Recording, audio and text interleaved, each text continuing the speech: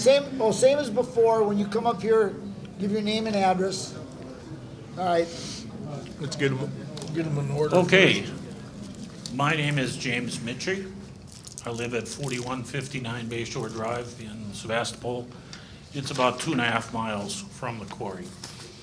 I am on the Bayshore Property Owners Association Board of Directors and have been the chairman of the committee dealing with this development.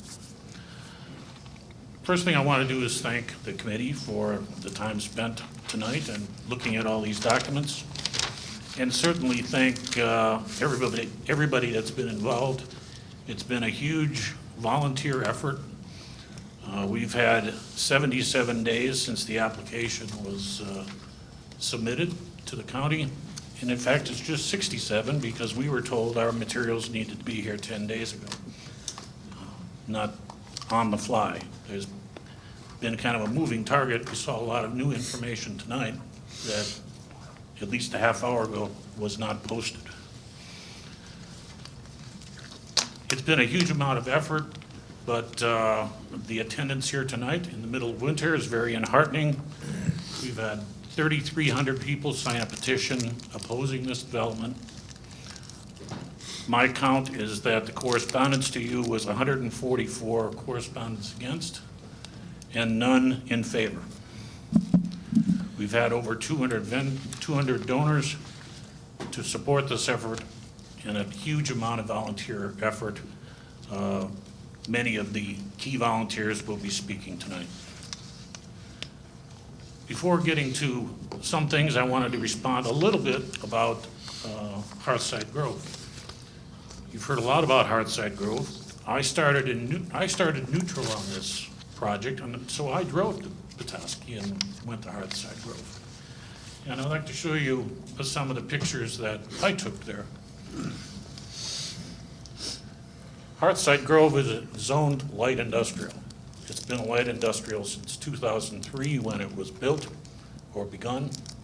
And this picture here shows a metal factory, and right behind it is Hearthside Grove. You can see that. So using this to say that it doesn't impact the area is rather ridiculous because it's part of a light industrial complex. It's much different than this development. The lower picture there shows part of the undeveloped portion. You saw a lot of trees on their development because they started out with a forest, not with a blank slate. And they just have to plow into the ground to create something new. Next slide, please. This is the entrance to Hearthside Grove. There's a car dealer, a diesel repair shop, etc. on the entrance. So of course it doesn't affect the neighborhood. Next slide, please. This is the entrance to Hearthside Grove. And when you walk around, a lot of times this is what you see. You see an RV with 2 cars, 3 cars, you have visitors, etc. And to set the record straight a little bit, the statistics are for Hearthside Grove that 35% of the places are available for rent. 29% of them are for sale. And it's 163 properties, so it's 44 are for sale right now. In the last 10 years, 6 have been sold, resold. So these are hardly hot properties. This is actually the 3rd vote that we've been going through on this proposal. There were 2 others in Sevastopol in which there was a unanimous vote to deny the application. We understand that decisions are made on fact and evidence, and we produced a 466-page, sorry about the length, but we wanted to provide evidence that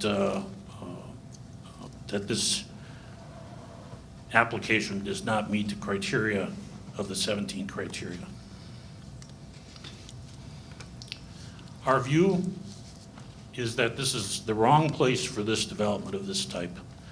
It's too dense, it's too out of character with the area, it's too disruptive physically to the area around it, and we are not NIMBY, or as I used to say in my career, banana, build absolutely nothing anywhere near anybody, but this is just the wrong development in the wrong place. We also feel that it violates the land use ordinances, and our attorney will be addressing that in a few moments. It's a large, complicated, and involved evaluation that you were faced with. 1,000 pages of reading. I'm sure you'd rather do 1,000 pages of other type of reading. We tried to create this document where the summaries can be read and then look at the attachments for the hard evidence as you are inclined. In the end, pull number 203 up, please. We created what we call the scorecard. I brought a few copies of those. I even brought some pens that you can use to keep score as we're going through the 17 criteria. Now let me make sure that this is understood. We have the 17 criteria listed down here. The first box, wherever there's an X, we feel, and I personally looked in this document to make sure that if there's an X there, it either failed or did not produce substantial evidence to pass that condition. So wherever there's an X, you should be able to find something in the challenge document that demonstrates that this proposal is not adequate. The first column, you can have a pen too, you can put more X's in as you want. So the first column, for 7 of the criteria, we feel it fails just inherently. There are not conditions that you can put on this that will satisfy the criterion, the 7 criteria.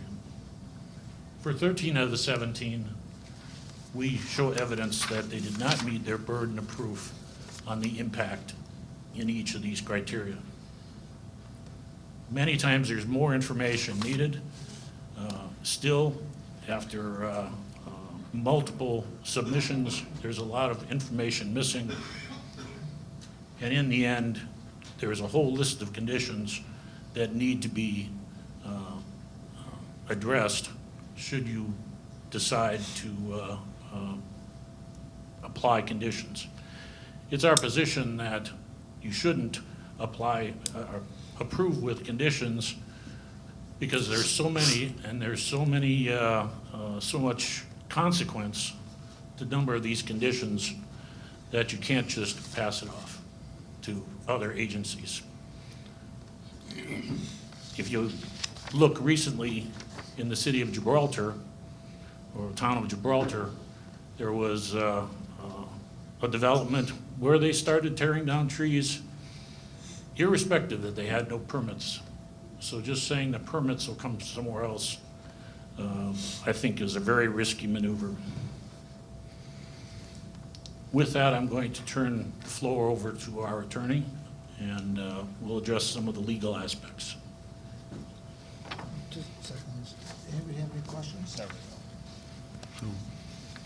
No? Okay, thank you. Yeah, thank you, Jim.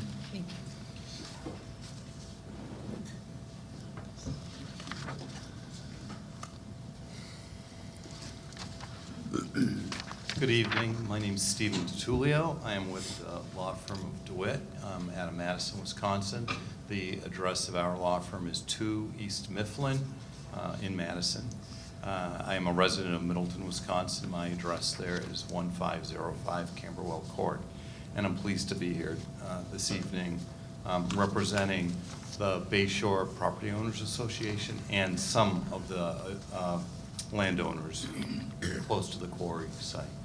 I'm here tonight really to address solely the legal issues, and I'm going to be brief, in part because Really what we have here are two primary bases for declining this application. The first has to do with, obviously, the criteria. I sort of call that a factual criteria argument. And there's lots of good people here and speakers and residents who are going to be addressing that. I won't be addressing the 17 criteria at all, other than to mention, from my perspective, it seems like we have a little bit of an evolving CUP here. Even tonight, there were some new wrinkles brought in. And when you look at Act 67, where clearly the applicant has the burden to establish each and every one of the 17 criteria, if you see a criteria that is evolving or a sort of a moving target, it seems to me that undercuts substantial evidence of a criteria. And I think that's what we have here. And I think that's one of the reasons that the presentation that was just made fails. Beyond that, the speakers who will be coming after me will be addressing the 17 criteria, and we'll have substantial evidence to address issues refuting the criteria. That's not for me to do tonight. But the second part, which I will just briefly address, has to do with the legal arguments primarily centered around ordinances that Door County has enacted, and with good reason. And obviously, when there's a development before you, as you are well aware, ordinances need to be complied with. And our firm, it's already in the record, our firm submitted 2 letters to the RPC, one December 9th of last year and one February 10th of this year. And those 2 letters set forth basically 5 legal arguments that have to do with inconsistencies or ordinance violations, if you will. And as a result of that, those provide a wholly separate basis for declining this particular application. And with all due respect to the staff report, they have looked at it and given some information. We respectfully disagree with the legal issues that were presented on the ordinances. And again, I'm not going to get into intimate detail about each of those, but I do want to just briefly summarize them and answer any questions you may have on them. The first has to do with the application's proposal to create a development with 115 single-family homes. From our view, that's a violation of the requirements for a mod. And as you know, under your ordinance, mod must be either of the following: a development with a building containing 3 or more occupancy units, or multiple buildings, each of which contain 2 or more occupancy units. Well, in the present CUP application before you, you have detached buildings with single occupancy units. That in itself is a violation of the zoning ordinance. Secondly, in regard to the campground, the proposed campground under this application, that too violates the zoning ordinance. And this is a pretty straightforward argument. The zoning ordinance permits only 2 dwelling units on a campground, and this particular application has 115 dwelling units. That is a legal basis for declining this particular CUP application. A third, it has to do with the land division ordinance. And again, I'll be brief on this, but the developers themselves concede in section 16 of the CUP application that this development will be in the condominium form of ownership. Okay. What that means is the land division ordinance does indeed have numerous requirements having to do with major site condominiums. This development is a major site condominium because it creates 5 or more units, 115 to be exact. Yet the land division ordinance, the CUP basically ignores the land division ordinance, and it shouldn't, because you can't call this a condominium project and then say the condominium section of the ordinance doesn't apply. The fourth and fifth issues that I want to briefly address, were raised in our February 10th letter, and those came up later in the process. Those two issues, one has to do with the single-family residential and the other with the small estate residential. Basically, the application proposes certain structures, roadways, parking lots for parcels that are zoned in those two areas.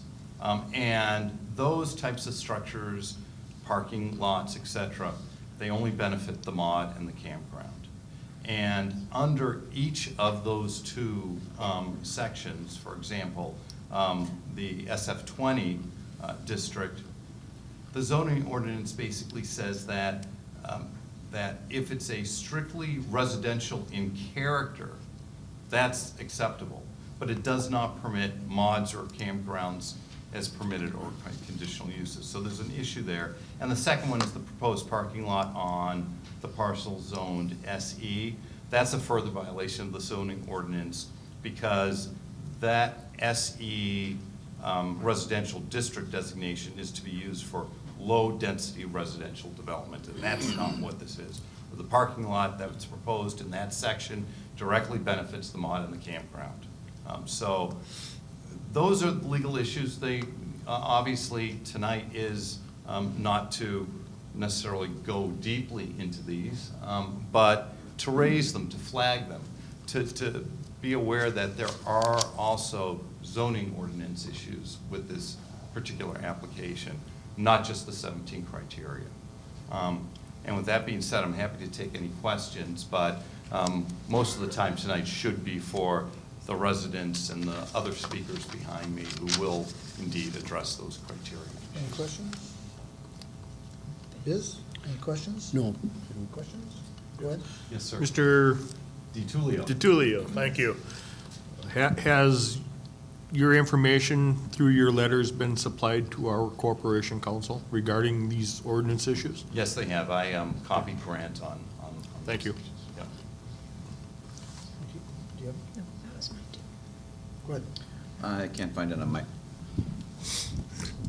I can't find it on my documents at the moment, but you referenced the definition of a mod. Can you pull, what page is that on, Mariah? It's in the staff report.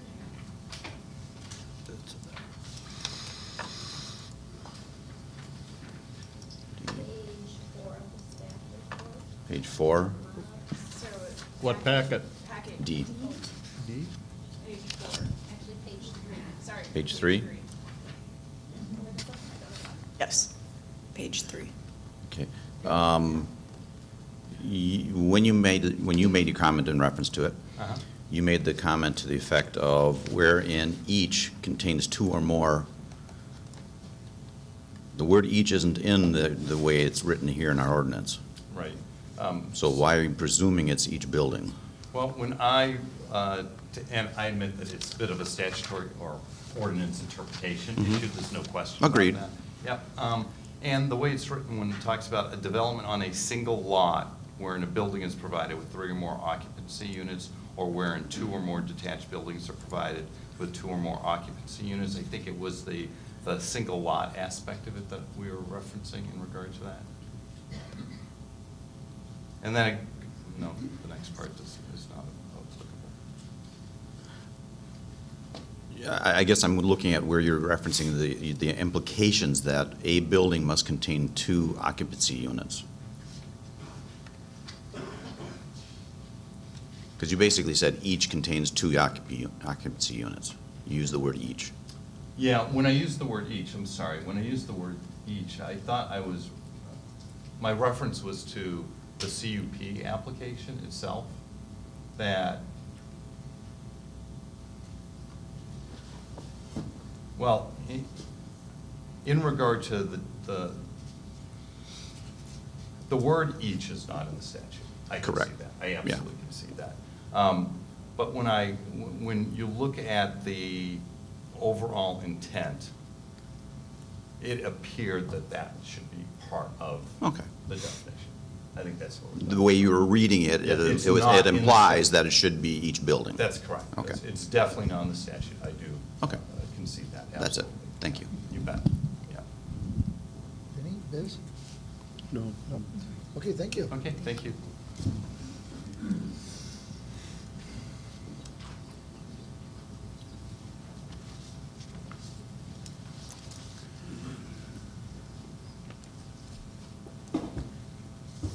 Good evening.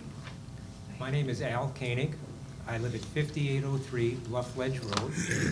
I am a full-time resident of Door County, and I'm a broker associate with Sarkis and Associates Realtors. In my January 14th presentation to the Sevastopol Planning Committee, I provided several examples of the threat to property values as experienced by the owners of the properties near the Leathem Smith Quarry. I also indicated I felt that this was only the beginning of the fallout that would occur should the Quarry RV Village proposal be approved. At the same time, the applicants provided a survey of realtors working in locations where other Class A RV resort developments had been established. They had selected RV parks in Michigan, North Carolina, and Alabama, contending these projects were similar to the proposed project at the quarry. They reported the realtors in these locations felt that there was, quote, no evidence that the project will negatively impact surrounding single-family values, unquote. Upon close examination, and as outlined in the challenge to the Quarry Bluff application, it was discovered that none of these three locations were comparable to the quarry location. This is due to the fact that they are all located in sparsely populated areas and or outside city limits, surrounded by either light industry, agriculture, or forest preserves. These sites are not at all similar to the residential density that exists within a quarter or a half mile of the Leathem Smith Quarry. Because of this basic lack of comparison, we feel the applicant's survey is flawed, and therefore its conclusions are invalid, resulting in a fail of criteria 1. Furthermore, the applicant stated they had decided not to do a property value impact study using Door County Realtors because, quote, the project was not in place and there would be no history to base an opinion. Using this logic, the only way to evaluate the effect of the quarry project would be after its completion, which by that time would be too late to reverse the damage it has caused, not only to area property values, but to the natural setting of the quarry itself. As in many legal cases, the most relevant and relied upon information comes from those who are a party to or witness of events in question. Likewise, in this instance, it's the local property owners, those who would be most affected by the quarry village, that can provide the most reliable insight to the impact of the proposed project. Since last month's presentation in Sevastopol, we have received letters and emails from over 20 property owners, all living within a quarter mile of the quarry. And I'm going to pass out copies, unedited copies of these emails and letter, along with a transcript of my presentation. Thank you. These are all voicing their concerns, and some very strongly, over the negative impact the quarry RV village would have, not only to their homes and land, but to the general area. I have selected several of these from those property owners wishing to be identified and have included their comments or letters with this presentation. In the interest of time, however, I will summarize their submissions. None of the 21 plus property owners who commented felt the Quarry RV Village would have a positive or even neutral impact on the property values surrounding the site. Several are considering or have already decided to either sell or rent their properties as a result of the proposed village and its threat to the area's health, safety, not to mention environmental stability. 9 owners specifically stated their beliefs that they would have to sell their property for significantly less than what the market would typically bring if the project be allowed to move forward. Owners who had property for sale last year saw a significant decrease in buyer interest once news of the quarry project became publicly known. And finally, a letter from a Door County builder and adjacent property owner, which states they partially base their decision to live in Sevastopol on the town's comprehensive plan, which declares, and I quote, "The goal to maintain and protect the significant natural resources that characterize the town's natural landscape. Due to health concerns over the increased risk of poor air quality during the 10-year build-out period, they have put their new home build on hold." As evidenced by these comments, the threat of the quarry RV Village has ignited anxiousness and fear of quickly eroding property values amongst property owners in the vicinity of the proposed site.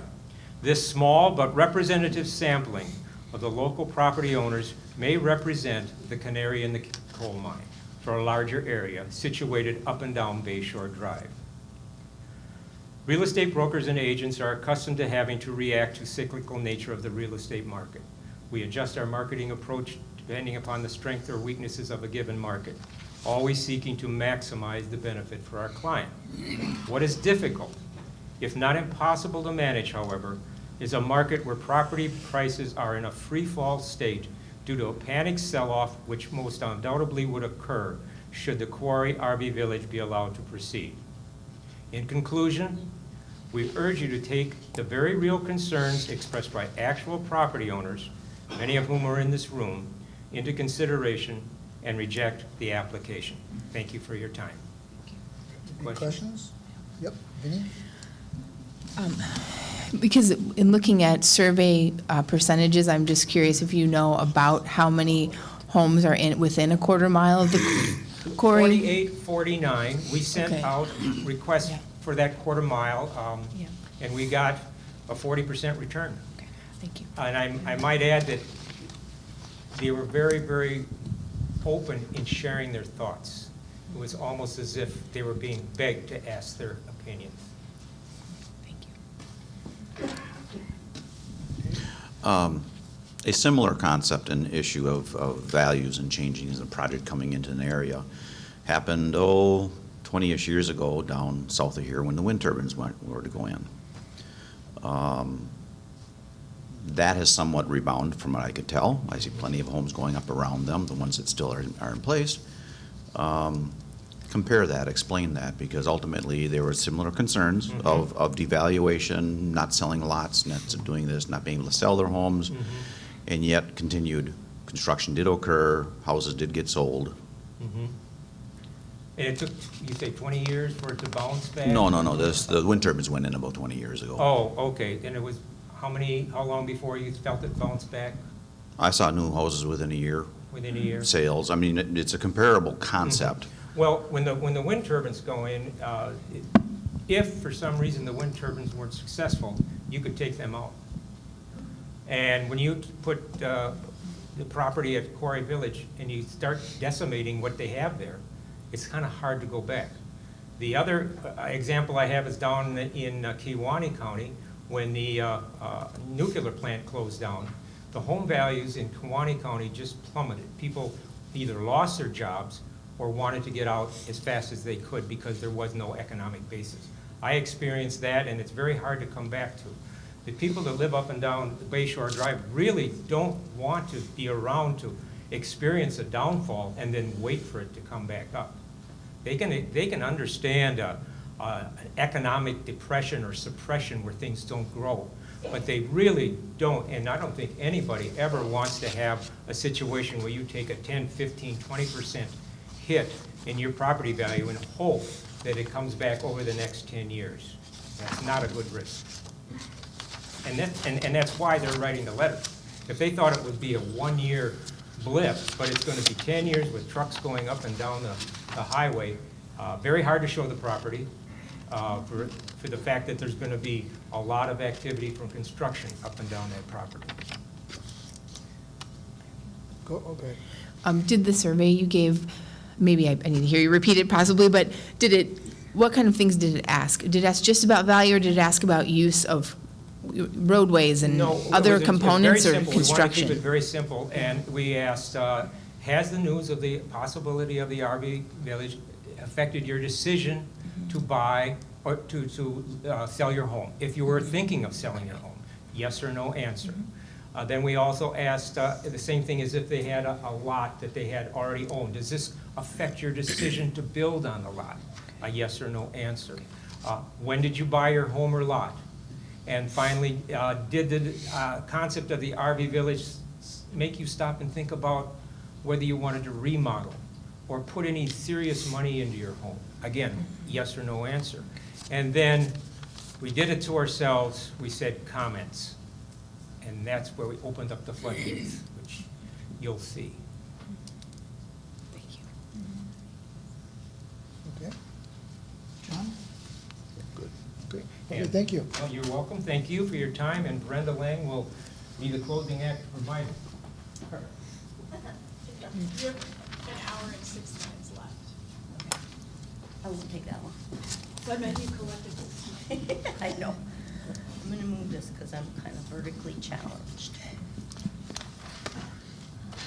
Hello, my name is Brenda Lang, and for over 20 years, I've been a permanent resident at 6417 Whitefish Bay Road in Sturgeon Bay.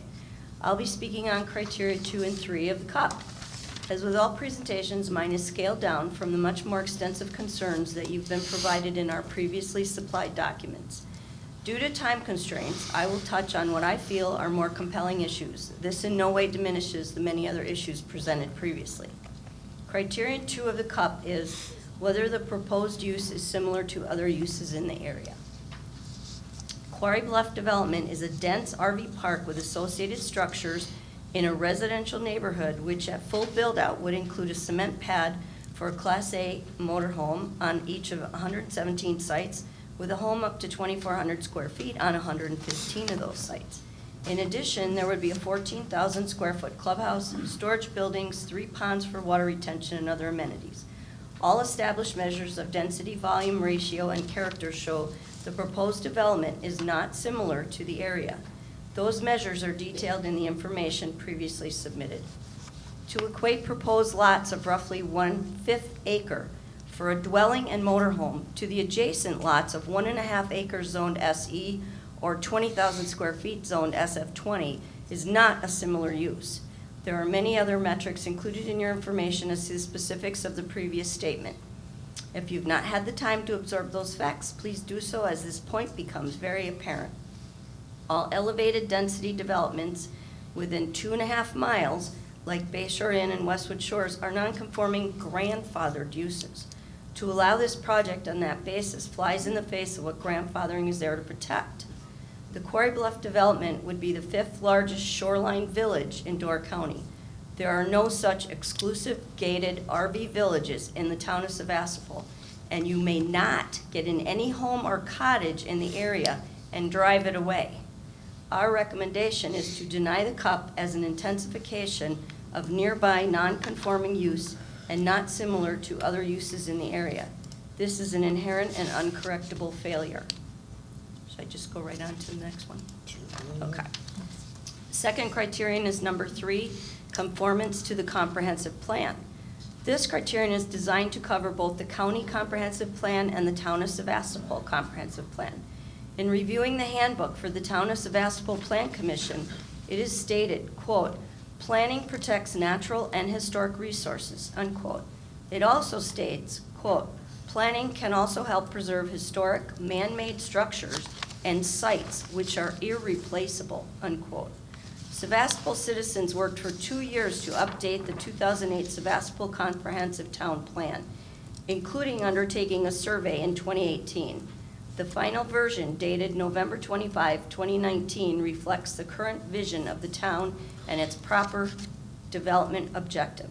Among many of the plan's points are that it highlights Leathem Smith Quarry property as, quote, land legacy location, unquote, identified by Wisconsin DNR as being ecologically significant.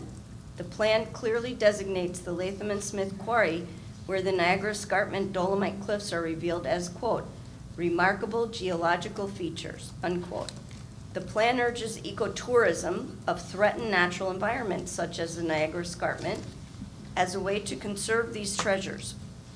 It states to continue work with advocates to protect and preserve the Niagara Escarpment.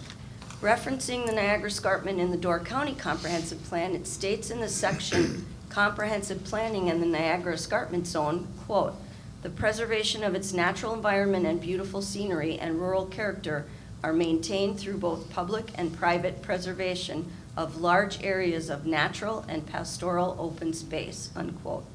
Once again, there are several other goals listed in the plan that are not met but are in direct opposition to the applicant's plan.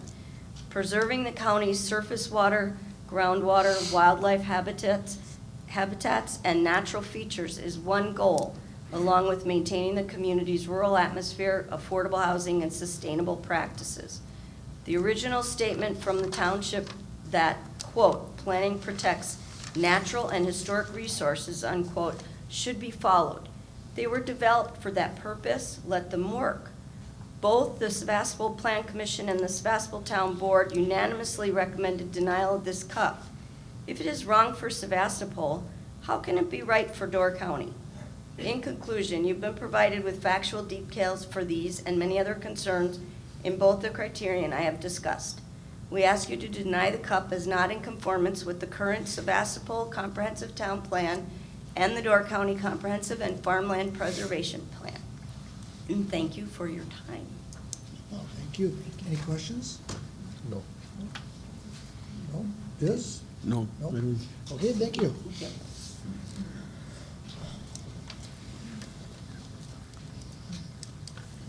Hello. Hello?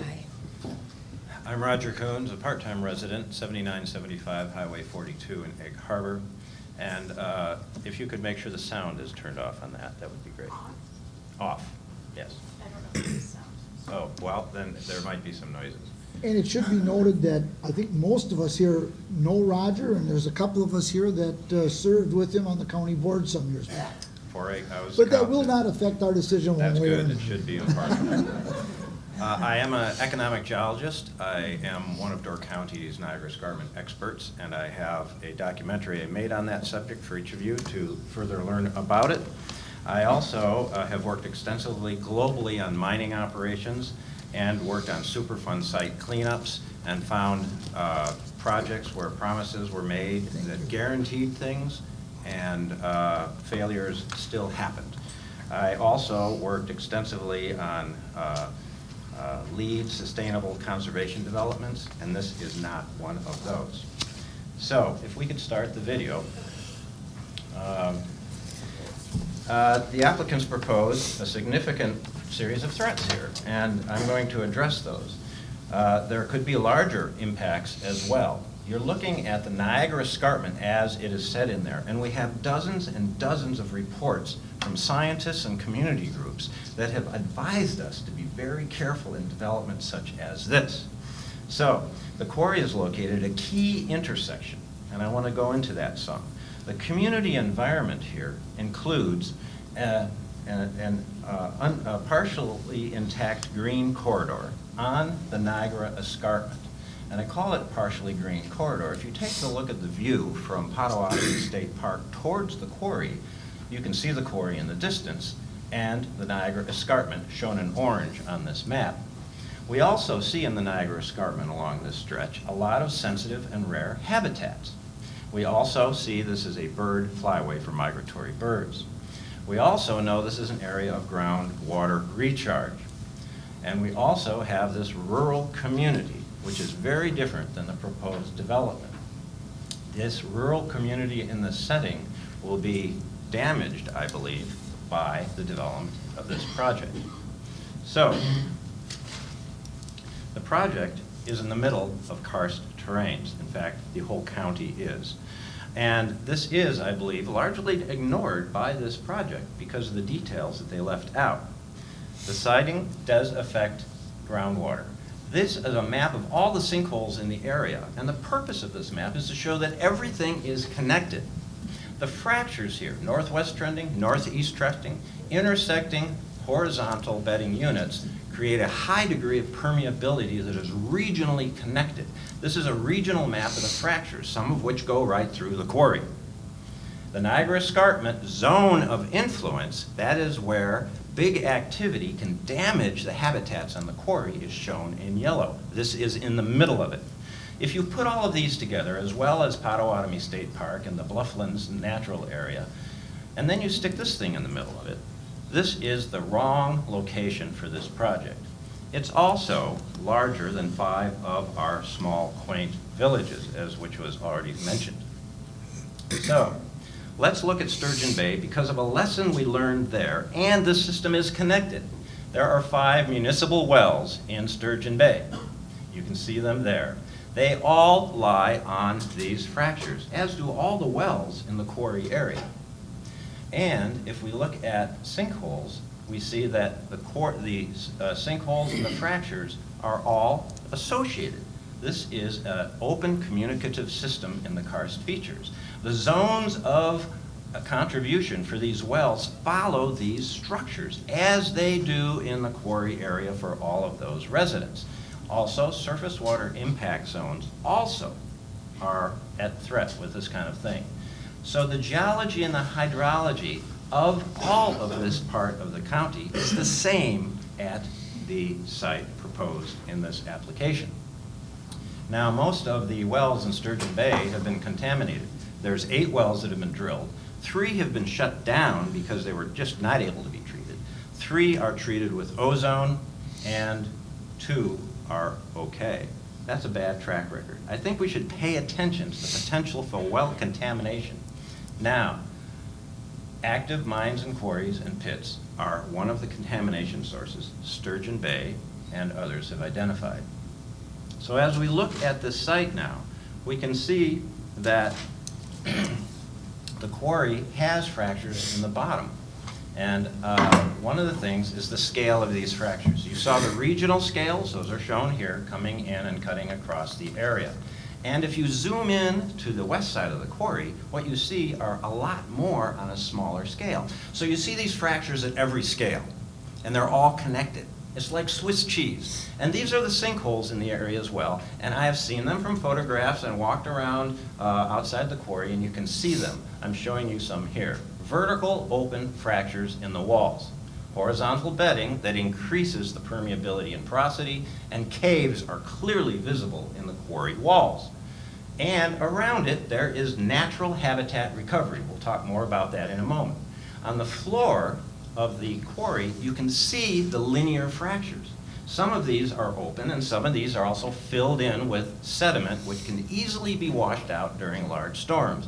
We see their projection in the quarry walls, and we also see proto-karst features and developing sinkholes, such as this pipe-like structure you can see in the photo, which is an actual sinkhole in the quarry.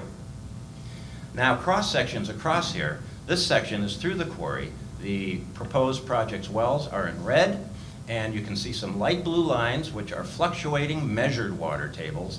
And I put in a hypothetical cone of depression because this is what could happen with extended drawdown in this project. And the potential for damage and financial impact to these private well owners, in my opinion, is great. The other sections, as I project their wells into these sections, shows the same problem for over 50 wells. So the karst and the well risk is real and not adequately addressed. I have real concerns about their holding tank. It's 11 feet 8 inches high, and it'll be under several feet of dirt. And they have said the 100-year flood will come up 2.5 feet on the tank. That might not seem like a problem, but work on a hazard site and you'll know that it is. During the highest water table, they say it'll be 6.5 feet more. That's 77% of the tank is underground. They say that the weight of the soil and the weight of the tank, that force down, will offset the buoyancy of the tank, the tendency for it to float. The problem is the difference between those two numbers is only 8.5%. So they're telling you there's only an 8.5% margin of error. That's really tiny for something like this. I am worried about this because of the increased storm intensity and bomb cyclones that you can hear that the sound is on. And we have measured a tremendous amount of unusual storm activity because of climate change. And we have had, you know, up to 7 inches of rain in areas, and in fact, 5.4 inches of rain just in October 1st and 2nd in parts of here. So this is the actual storm. And so one of the things we see in these storms is sudden increased rainfall that will overwhelm the watershed and their stormwater system. This is an underground river at Horseshoe Bay Cave, and this is what it looks like when that water flows out from the cave mouth. This is groundwater flowage. This is a flood last year from one of those bomb cyclones, and this happens periodically in the quarry because they have not adequately considered watershed impacts. We get waterfalls cascading off the walls of this thing. This is a clear indication that their stormwater management plan is not adequate. And we have now 100-year storms. They're occurring every 17 to 25 years. And we have a significant increase in severity. So we have karst features that are proven to exist throughout the area. We have groundwater quality in the quarry that is at risk from the project. We have private water wells that could greatly be impacted. And we have the potential for holding tank failure. This is a real concern of mine. I've had to clean these things up. Now, this is a mine. They are mining over 100,000 cubic yards of material. And NR 135 clearly states it's so. And the noise that they started to address. Now, we are used to ambient noise. This is the comfort zone. And that's shown in green and the blue shaded area. But when you have a big project like this, the ambient noise increases, and this becomes the new standard, and this decreases the quality of life, and the mining operation goes into the critical, the red area. And so we have an impact of the quality of life. This is the view over a partially habitat restored quarry. You might not think that's important, but it is. The noise from mining operations and from blasting and the risks to homeowners in the area, I believe, having worked in these mines, is a serious threat. It's a quality of life and, in some cases, to safety. So you build this thing there, and these people now will be looking out over a village that has a population equivalent to the residents of 5 of our small villages in Door County. We also know from a number of studies that when you have a home next to this kind of development, your property values go down. So the quality of life is a real fundamental concern, and that's why we have all these studies and plans to ensure that residents are given a good quality of life. Now, habitat recovery. We're looking at the Niagara Escarpment edge, and the habitats are alive and well on the other side there. And I'm going to show you the extent of the escarpment again in orange. The quarry is in the escarpment. It's not away from it or adjacent to it. It's part of the escarpment. This amazing 1,000-mile-long feature. It is a Door County treasure and one of the most frequently visited features in the state. And there is considerable interest in protecting additional areas to meet conservation needs and recreation needs. So, this quarry has been abandoned for 75 years. That's 75 years of habitat recovery nature has been trying to do, and these habitats actually exist. If we look at the east end of the quarry, we see a recovered forest. We see cliff habitat recovery and very sensitive algific habitat recovery that seems to be occurring. We have springs and seeps entering the quarry supporting this habitat. This will be destroyed. This is a naturally recovered habitat, and you can see the homes up in the area. The development is nothing like the homes in the area. Habitat recovery in rocky areas is slow, and it's happening, and I am worried. So the proposed impacts from this project include negative impacts of the property values, as has been mentioned. No other such projects like this in the region. Also, conflicts with the Door County Comprehensive and Farmland Preservation Plan. The holding tank inadequacies and risks, I believe, are real. The increased storm intensities are ignored in the CUP application. They have basically ignored the karst geology. There is a threat to potable water. It's a real threat because of karst. And damaging mining and operation noise are understated in the proposal. There is no mine reclamation permit, and there is a significant risk to impact to the Niagara Escarpment. We also see no botanical or threatened and endangered species surveys.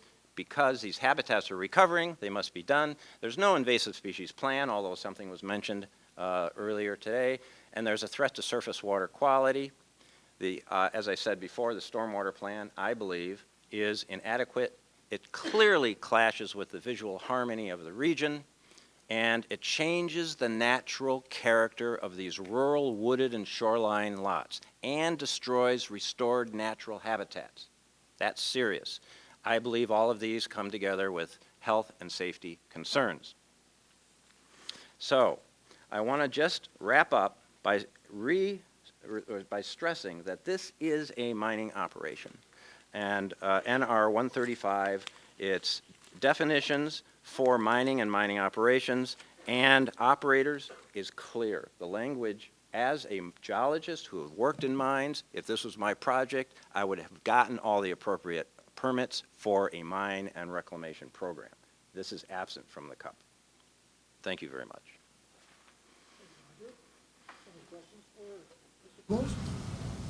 I'm trying to wrap my head around the mining aspect of this, hearing both sides a little bit.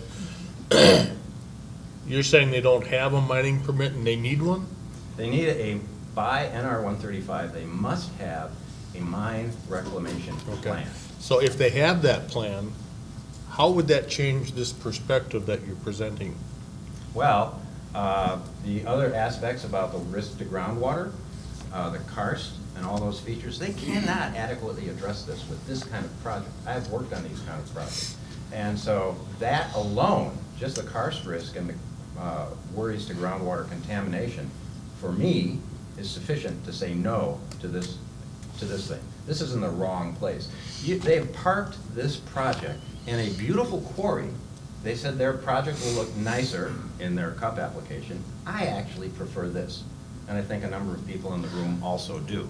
I think this recovering quarry is actually watching nature fix itself. Their actions, they cannot fully address the groundwater situation. They have provided no significant modeling. They've used standard graphs. And in addition to that, remember that thing where they showed the groundwater flow is always down to the bay? It's not always down to the bay. That's a point-in-time sampling of what the surface of the water table looks like. We know from research in Door County on water tables that water table flow switches 180 degrees depending on droughts, depending on storms, and depending on amounts of pumping. We have seen groundwater tables rebound 40 feet in one storm and drop 80 feet in long-term droughts. So they're just taking some very basic assumptions about what groundwater does.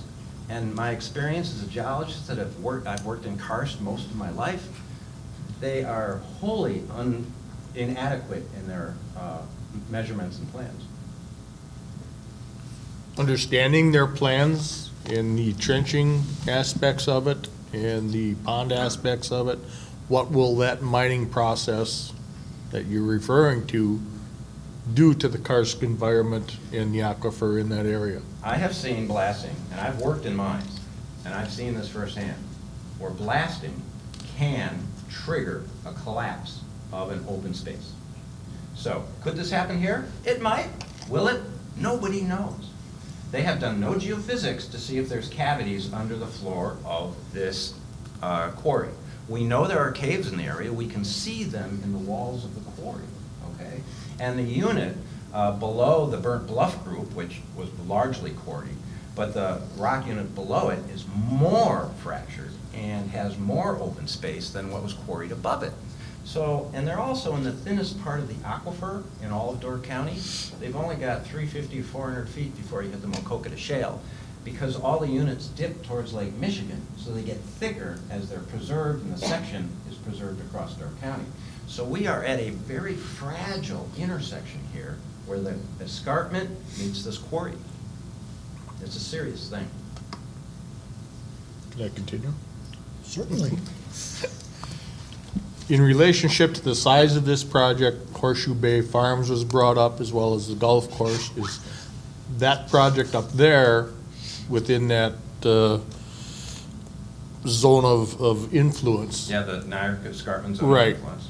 Does that also include the Horseshoe Bay area? Oh, yeah, it sure does. And in fact, that was grandfathered in, as you know. It's an old thing. My house is in Egg Harbor. I actually take geologic field trips down this whole trend, okay? And one of the things we do at the golf courses is look at the karst features. There's sinkholes all over the place, and we talk about how the groundwater is consistently contaminated. My well in Egg Harbor has been contaminated. And it's not, I think everybody knows, this is just no fun. I'm trying to find an example that would tell me anything regarding that kind of mining, and has there ever been any fallout from that type of situation at the Horseshoe Bay Farms where wells were bothered, karst has collapsed? Issues that we're talking about for this location. We've seen sinkholes open up in the bluff lands around Horseshoe Bay Farms, okay? And then we have, of course, Horseshoe Bay Cave that has a tremendous amount of water flow through it. Have we watched, because directly a blasting, seen something collapse? I have not seen that myself, okay? But we have seen holes open up that weren't there before. Is this the normal process of karst development? In part, yes. Is it accelerated by human activity? Absolutely, absolutely. Thank you. Okay. Anybody else? No? Oh, certainly, go right ahead. You say they need a mine reclamation plan Yes, by NR 135. because? They are quarrying rock. And it also cites specifically, this process includes, but is not limited to, stockpiles. So they have said in the CUP that they're going to use stockpiles of rock there. Well, that falls under NR 135. So by that definition, just about any public sewer and water main system would need a quarry, It a depends permit. on the scale. They're moving more than 100,000 cubic yards of rock. Bailey's Harbor's new system, well, that's not new anymore, but they quarried probably substantially the same amount of rock. Yeah. They And didn't need one. I know if it's a direct construction thing, sometimes not. But what they're doing here is they're making ponds, they're making lakes, 4 acres of ponds.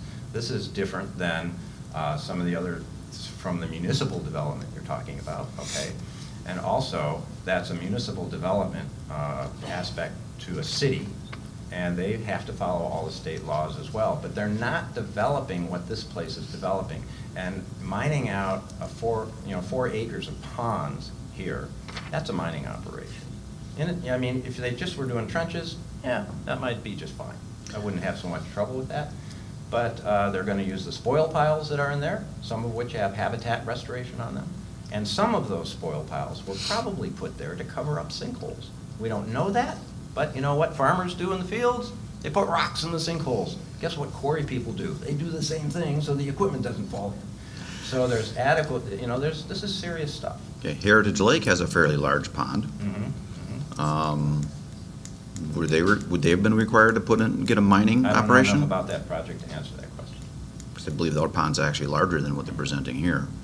I don't know enough about that project. You had one of the maps that showed a bunch of sinkholes and what looked like 2 marked on this property. Yeah, and one of them was in that photo of the pipe-like structure going up. That's how a sinkhole develops. That's from the wall of the quarry. Okay, so we have apparently one of our departments went out and said they didn't find any sinkholes. They're indicating that they're not seeing any sinkholes. Why do you show 2 of them? Because I saw them. They're there. I've been mapping sinkholes for years and years and years all across the karst terrains of Wisconsin, the Midwest. I've worked internationally on karsts, and I've worked in Canada on the karst on that extension of the Niagara Escarpment. Karst is a funny thing. It doesn't all develop in a nice, obvious sinkhole. There's pipe-like structures, there's protokarst, there's all sorts of different levels of solubility of these rocks. And they start building on each other, and they can cause catastrophic collapse or slow, long-term collapse, okay? And some of them just create open fractures like this, And they can be filled up with dirt and gravel and so on and so forth. And sometimes they keep opening up and you get a sinkhole. So you have every level of development of karst topography around and in this quarry. Now the top, that flat area that they're on has been swept clean because that's where the mining stopped. And the whole, the open fractures have been filled with grit, gravel, sand, soil, mud, water, everything that's washed off from the rest of the watershed up there. As this quarry receives a lot more water than their stormwater management plan actually calculates, that's just gonna fall straight on the 50 acres. There's a lot more water going through this system. We see springs on the east end. That's groundwater that's reestablished in equilibrium over 75 years that will be interrupted by these high-capacity wells. So I'm just trying to justify why you're saying there are two sinkholes, and I've got two other entities saying there aren't any, I know so. the geologists, and so I was the chairman of that department, or the, of the committee there. But the thing is, I don't know why they didn't see them, but I saw them, and I showed you a picture of it. They're there. I can clarify. Our ordinance only regulates what are called rock holes, which are also known as sinkholes, that are in the ground. We don't have any regulations that relate to ones that might be coming out of the face of the cliff. So then both of yours are coming out the face of cliffs? The Yes, one- I did not trespass on the property.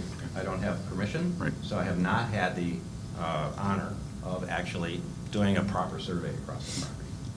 But from aerial photographs, I can see the fractures. I can see rock piles that I'm suspicious of their placement. And it's a great concern of mine. Thank you. I have one on that Oh, same. go ahead.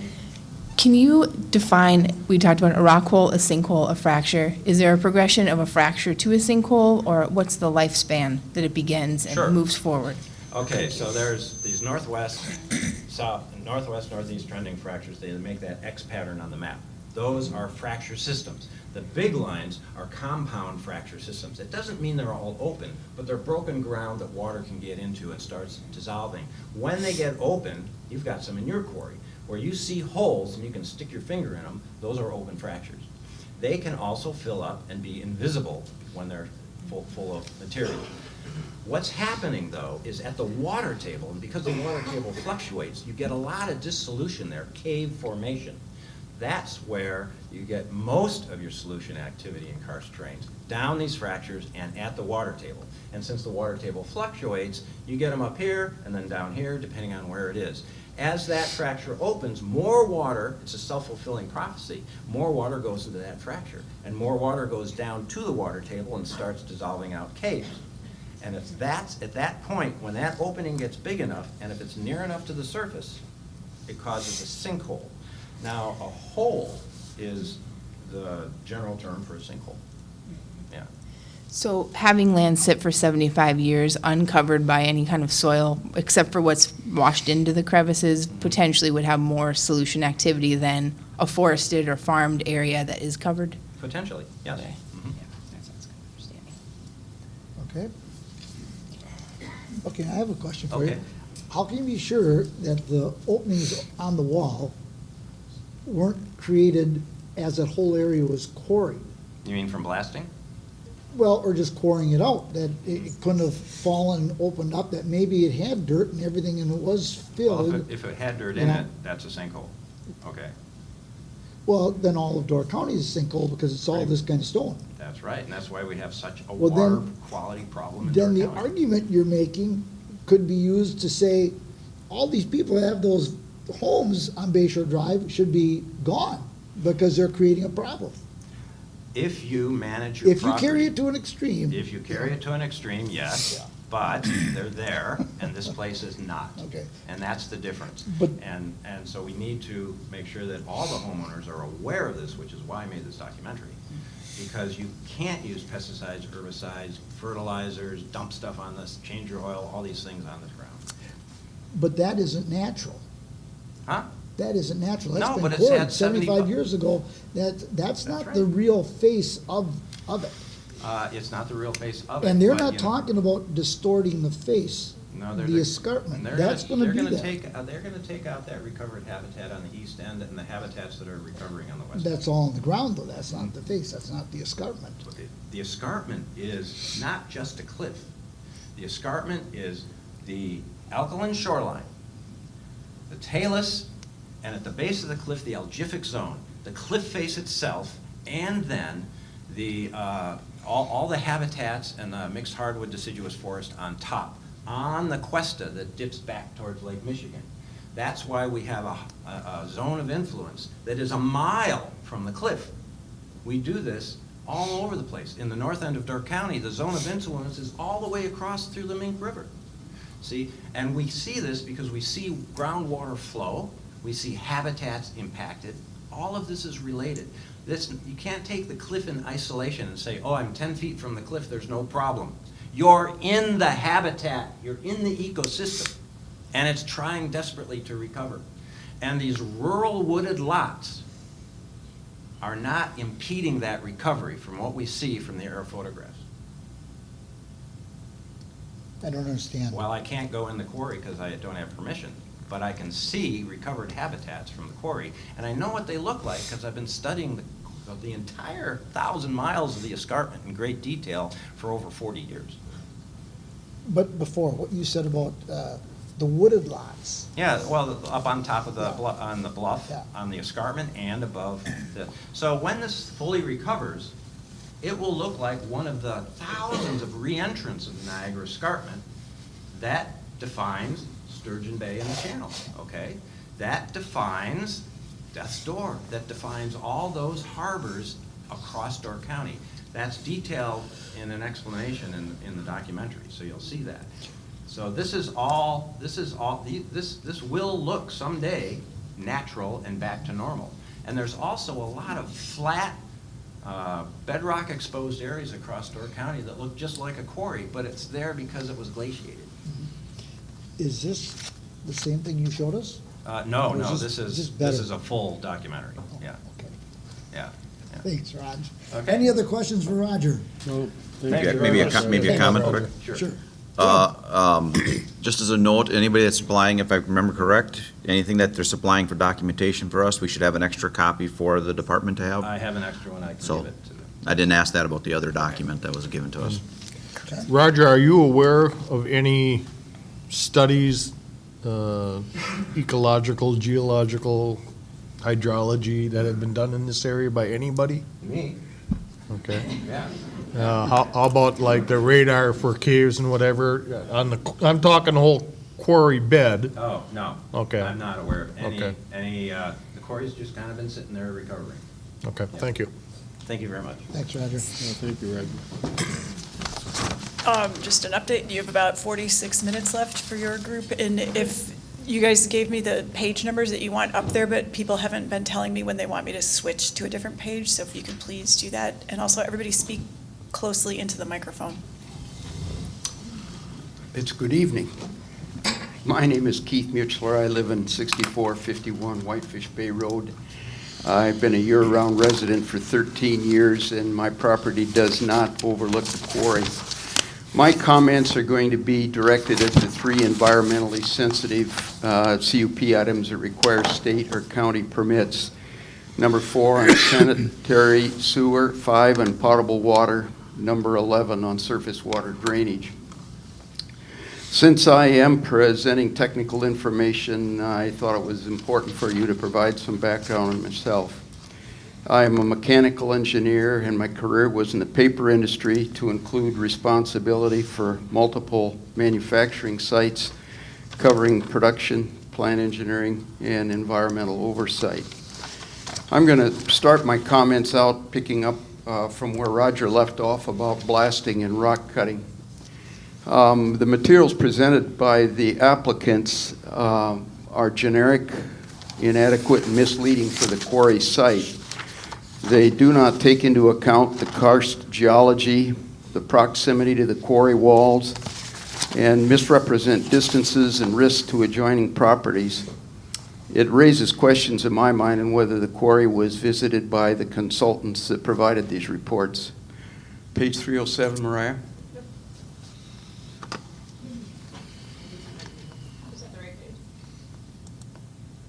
307? No, on your package.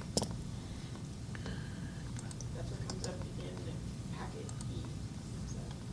That's the Gibraltar thing. The next one has the map. It's the map. This one? Yes, there you go. Really.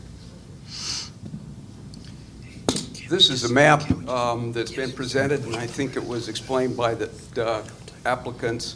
What's highlighted in red are the areas that we surmise are going to be disrupted either by blasting or rock cutting. You can see the 4 pond areas that they discussed. The roadway that traverses around the quarry itself, is our understanding, based on the materials provided, is that the significant trench that Mr. Huth identified being roughly 10 foot wide and as deep as 10 foot deep goes the full parameter of the quarry. The small individual red lines are what we would assume would be rock cut lines providing the utilities to each of the different RV sites or home sites in time. The total that we had estimated was 5 acres. Their information indicated that they had 4 acres in ponds alone. That's 10% of the usable quarry area that they're planning on using. Excuse me.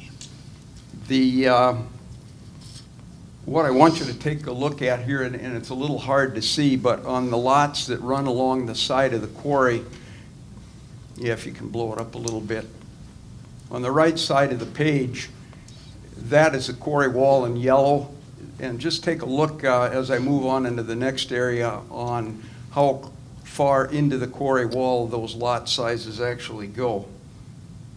As they mentioned, all the excavated rock will be crushed on site to provide aggregate to fill the trenches grade, creating a new non-metallic well site.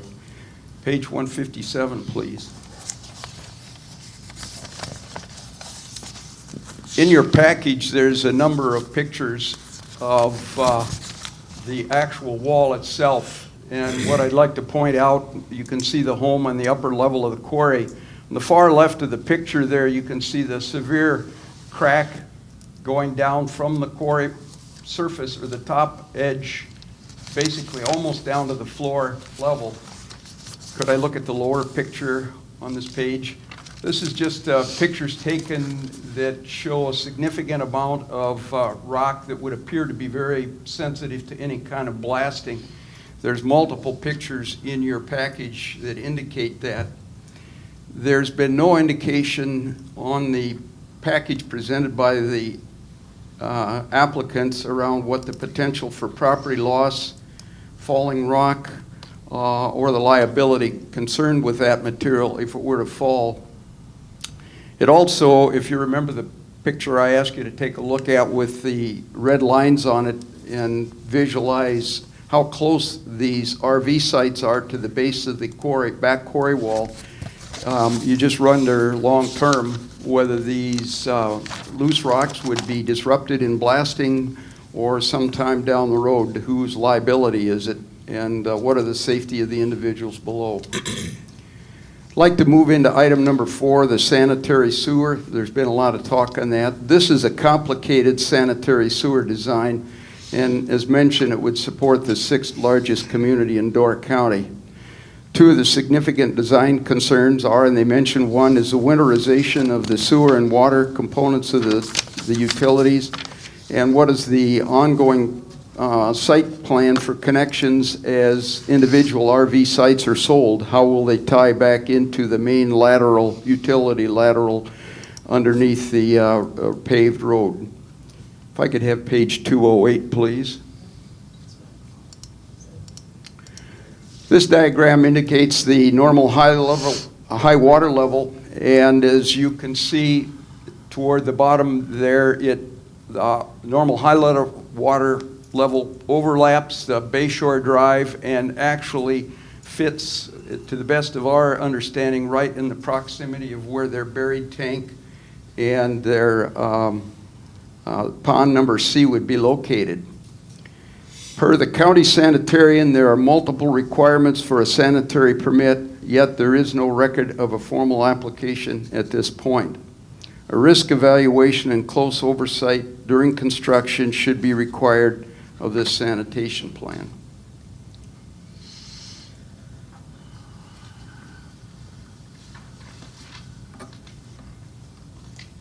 Oh, boy.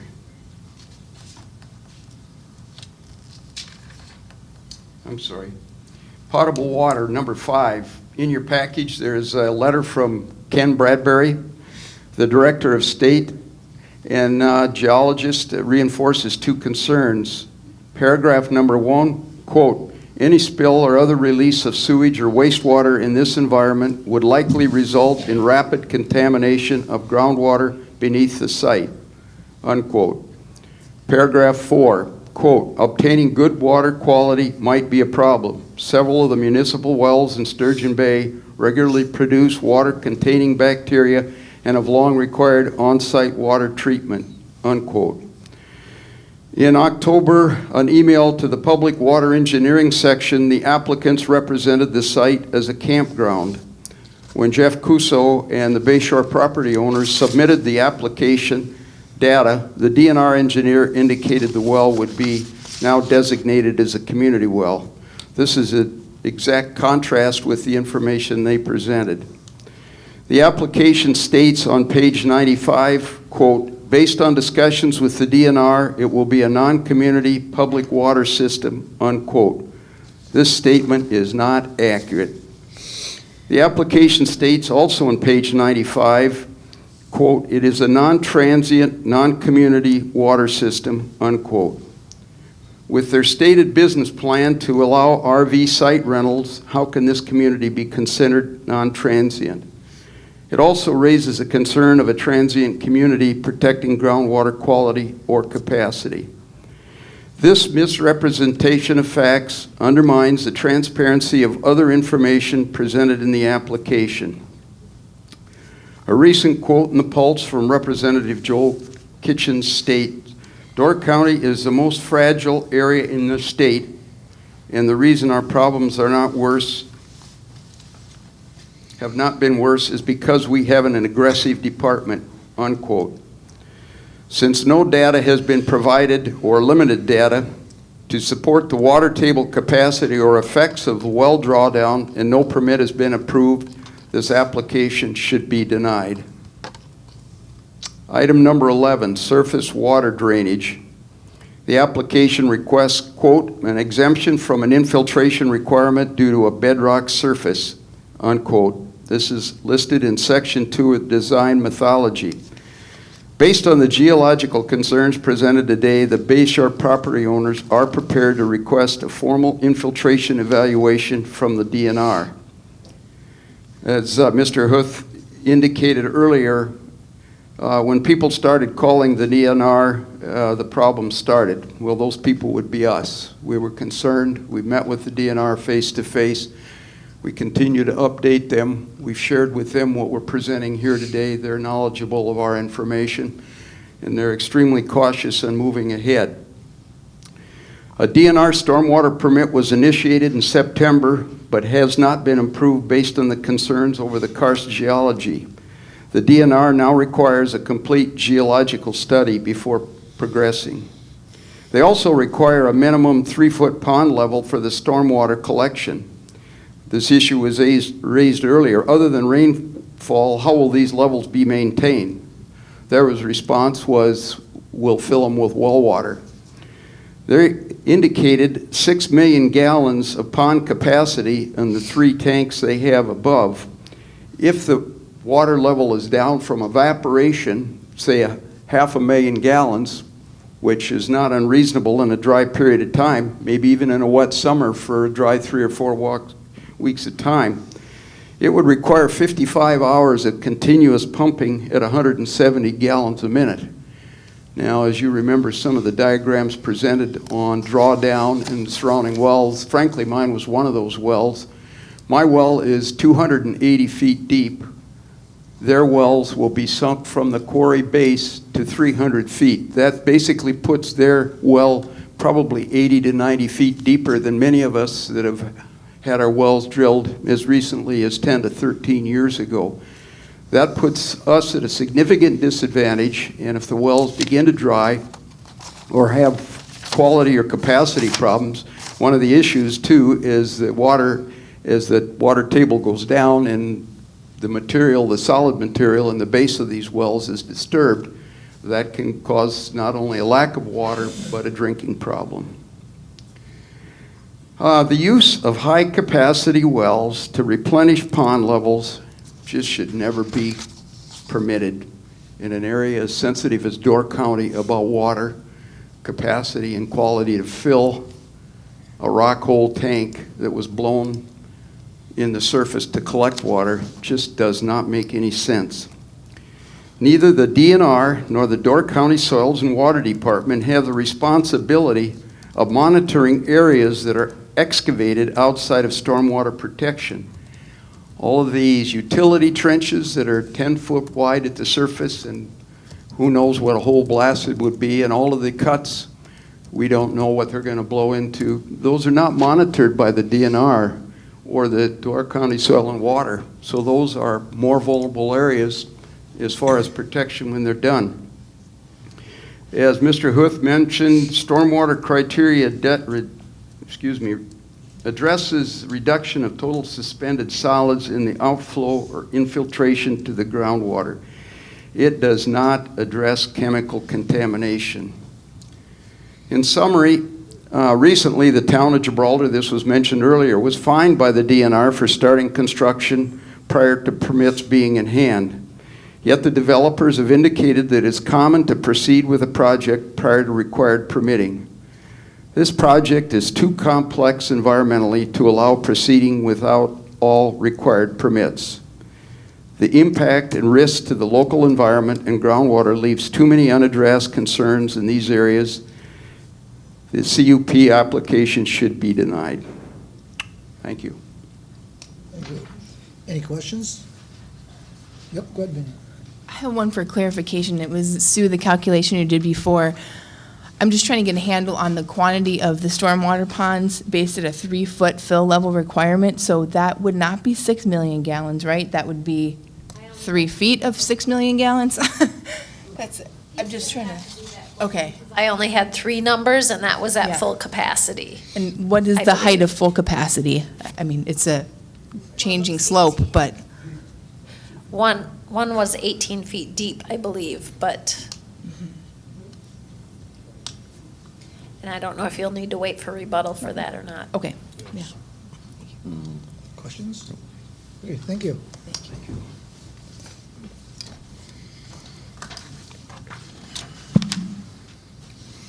Good evening. Hello. Like so. My name is Betty Parsons. I have lived year-round at 4147 Bayshore Drive since 1966. I'm 2.5 miles from the proposed development. My 2 criteria are, number 8, provision of safe vehicular and pedestrian access, and number 9, neighborhood traffic flow and congestion. Like you have expressed, we have concerns for pedestrians walking up and down the resort driveway. And until tonight, there was no mention for crossing Bayshore Drive to access the waterfront. Speaking time is restricted, so please refer to our recommended conditions on page 48. Number 9, we have serious concerns regarding the traffic study. Key among them, number 1, the application's maximum flow calculation is an inappropriate measure. The traffic density needs to be much less than the study's maximum number of 12 to 15,000 vehicles per day on Bayshore Drive, because this road is also used for recreation. Secondly, Bayshore Drive is not a typical major rural collector road.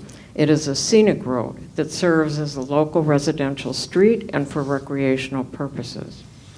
And number 3, total trips per hour increased dramatically when traffic generated by 115 single-family homes and 117 RVs is considered, which the application does not address. I know that occupancy has been debated, and yet when you look at Harside, they encourage you to build 2 bedrooms because then you can have more space for family and friends. Bayshore Drive is narrow, scenic, wooded, and has many curves and water views. It's appreciated by residents and visitors. It is used by pedestrians, bikers for athletic events, and its usage is growing, which is good for health and our well-being. Additionally, a variety of service trucks park and intrude upon the lanes. It's the nature of the road.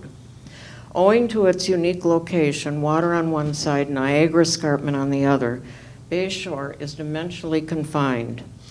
If needed, its pavement can't be widened to 4 lanes as the application suggests. Unfortunately, the proposal before us would generate a type of traffic that is essentially new to the Bayshore Drive traffic mix. Visualize Bayshore Drive as a motorhome route and a construction site road. A 45-foot motorhome plus hitch and vehicle totals about 60 feet. If you look at that gentleman over there, and the handsome gentleman with a rugby shirt, from that cement wall to the tables, just a foot or so from the rock wall there, that's 60 feet. The majority of this traffic would use Gordon Road and would turn right to go northward onto Bayshore. To make a turn, a motorhome requires about 21 feet, which means it will require almost 2 entire road lanes to make a turn. Likewise for construction trucks, greatest impact will be during infrastructure time and thereafter will continue until completion of estimated build-out in 7 to 10 years. John Kaloji, Door County Highway Department, had requested a motorhome and truck study. We await that study, and we ask, what about weights and number of trips for motorhomes and the many and various trucks, including waste pump trucks, and what about the impact of these accumulated weights on the projected lifespan for Bayshore? The application states paved shoulders are 3 feet. It seems measurements weren't done, as our measurements prove otherwise. Page 300, please. From Bluebird Lane to 1/2 mile past the quarry is 4.5 miles. I did 32 measurements, 17 on the east side, 15 on the west side. The narrowest paved shoulder was 14 inches. The widest shoulder was 3 feet, which represents about only 8% of this area. The other 92% is less than 3 feet, and it's substantially less. Page 303, please. Far left, you see that Bayshore Drive is identified as a bike route. To the right of that, note the narrow shoulder.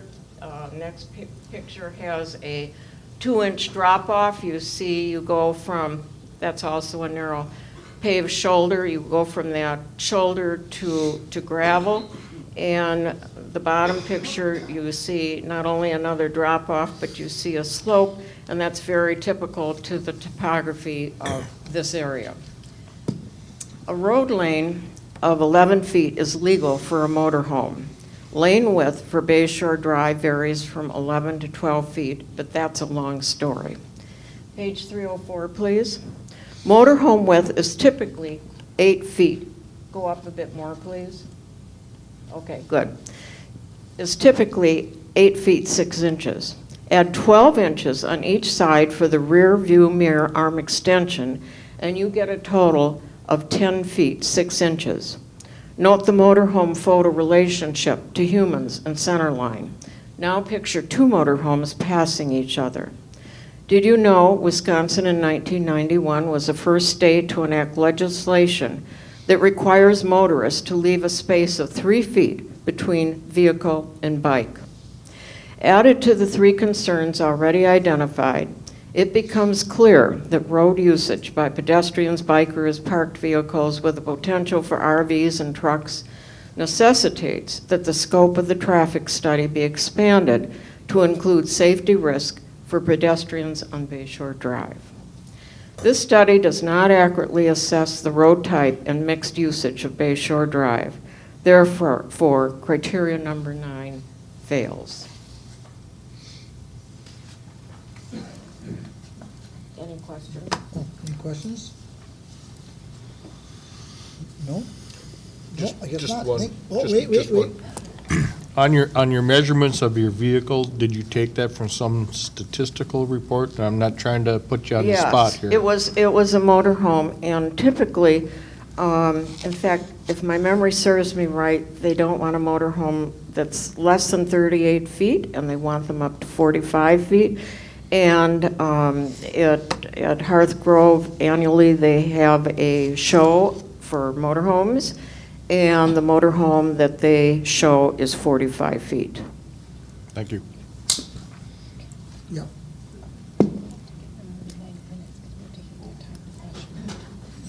Okay, good.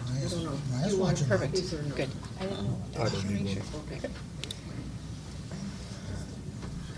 Just to let you know, there's 26 minutes left. Well, my name is Sherry Muchler. I live at 6450, my name is Sherry Muchler, and I live at 6451 Whitefish Bay Road. No. Am I doing it wrong? No, it's just unclipped. Sorry. Am I losing time? My name is Sherry Muchler, and I live at 6451 Whitefish Bay Road. Thank you for the opportunity of talking with you today. I'm covering 3 criteria. Number 12, visual harmony. Number 14, changes to natural characteristics and topography. And number 17, public health, safety, and welfare. This county that I love and call home year-round has a Door County Comprehensive Plan that I've read, believe it or not. And the things that you indicated in your plan that are our greatest assets here in Door County are some of the following: natural beauty, scenery, beautiful open spaces, small town flavor, peaceful lifestyle, and fellowship of community. And those are the things that I value as well, which is why I moved here. And when I'm thinking about visual harmony, I'm thinking about harmony is about what we see, but it's also about how we feel. And that's how I feel about Door County. It's a harmonious place to be. The visual harmony of the old stone quarry will be changed as a result of this RV village. Through petitions, Facebook posts, signs, and donations to Bayshore property owners, there's a number of other people, thousands of other people in Door County who feel the same way. Besides Bayshore property owners, Door County Environmental Council's board has supported our initiative. The Shores Condominiums has supported our initiative. Interestingly enough, Cabot's Cove Association and Idlewild Area Property Owners Association have supported our initiative. And they don't even live on this side of the pond. They live over on the other side of the ship canal. And why would they support this? Because they can see the quarry. There's visual harmony for them on the other side. There's visual harmony for boaters who are passing the quarry. You saw the pictures earlier. I want to also thank the town of Sevastopol for their vote and share with you in relationship to number 12, visual harmony, a quote by Linda Waite, who's the District 14 supervisor and a town board member. A town board member, right. And here's what she said about her reason for denying the cut. Quote, "My main objection is the density and scale of the development. That obviously doesn't fit into the surrounding area of single-family homes," unquote. Please consider voting to deny the CUP on number 14 because they've failed to provide evidence that the visual harmony will be improved. That's their burden of proof. Number 14 is about the density and scale of the project and whether there will be significant change to natural character and topography. As Roger Coons indicated, all natural vegetation will be removed from all 6 parcels. There's no way they can keep any of those trees on the site because they have to remove them to put in 117 campgrounds. The stormwater management ponds and the utility trenches will take 4 to 8 months or more of blasting and crushing, and they'll disrupt 10% of the quarry surface. Of course, the topography is going to be changed. How can 117 RVs, 115 houses, roads, pickleball courts not be a change to the natural character of what you've seen here in the video? There will be major changes to the natural character and the topography, and by your very CUP application, you ask if there are going to be major changes that they are required to submit a landscaping plan. I've read their entire application. I don't see a landscaping plan. They are also required to provide a grading plan, and they may say that they have provided a grading plan in their stormwater runoff permit, but there is no post-construction grading plan. You don't know when they put in their cement pads and their footings for their houses or their foundations for their houses, what kind of grading they're going to have to do in between those. We've heard them talk about the checkerboard effect, where they're going to leave soil off. They're not going to put soil on top when they're constructing, but they indicated to the DNR when they were up on the DNR website that they were going to let the homeowners put in their own soil when they bought the lot.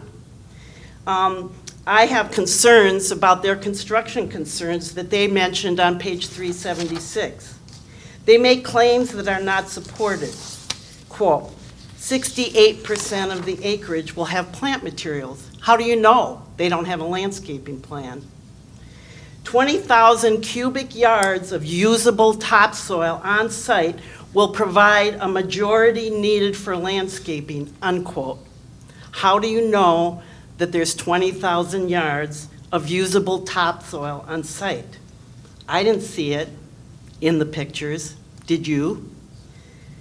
Over 90% of the surface area is exposed bedrock and does not support plant life. That's a quote from them. So how can it be both? How can it be usable soil and then it doesn't support plant life? The two don't match. I counted approximately, on their site plan, I counted approximately 600 trees for screening around the perimeter. How are they going to provide enough soil and water to plant that many trees? If you live in Door County, you know how hard it is to grow a tree without soil nutrients, soil depth, and water. Their on-site soil and water, it's uncertain quantity, it's uncertain quality. Their soils report, even if you take a look at their soils report, shows major problems with their soil. They have different estimates throughout in terms of how much aggregate, subsoil, topsoil, sand, and loam are going to be required. We've had conversations with Door County Soil and Water. We've been trying to ask them how much aggregate are they going to need. And they can't be certain because you know why? They don't have a grading plan. They don't have a landscaping plan. So how can they know how much?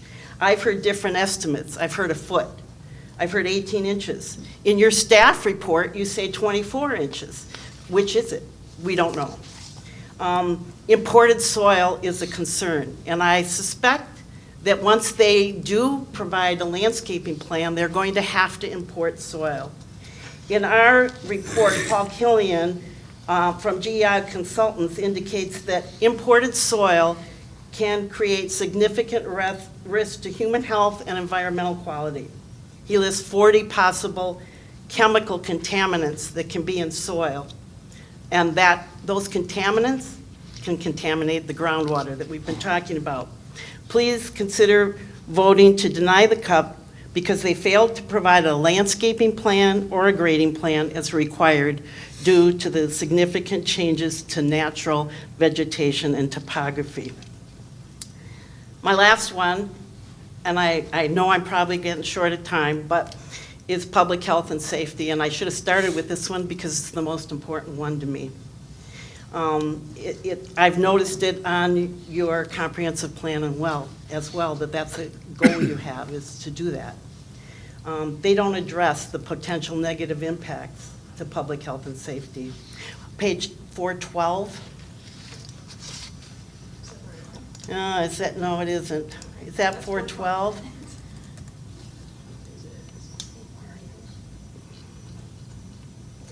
This is it. Every limestone crushing company in the United States, and maybe elsewhere, has what they call a safety data sheet. This looks the same no matter what kind of a limestone company you are.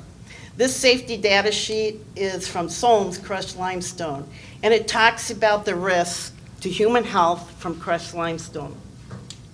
One of the key human risks is respirable crystalline silica.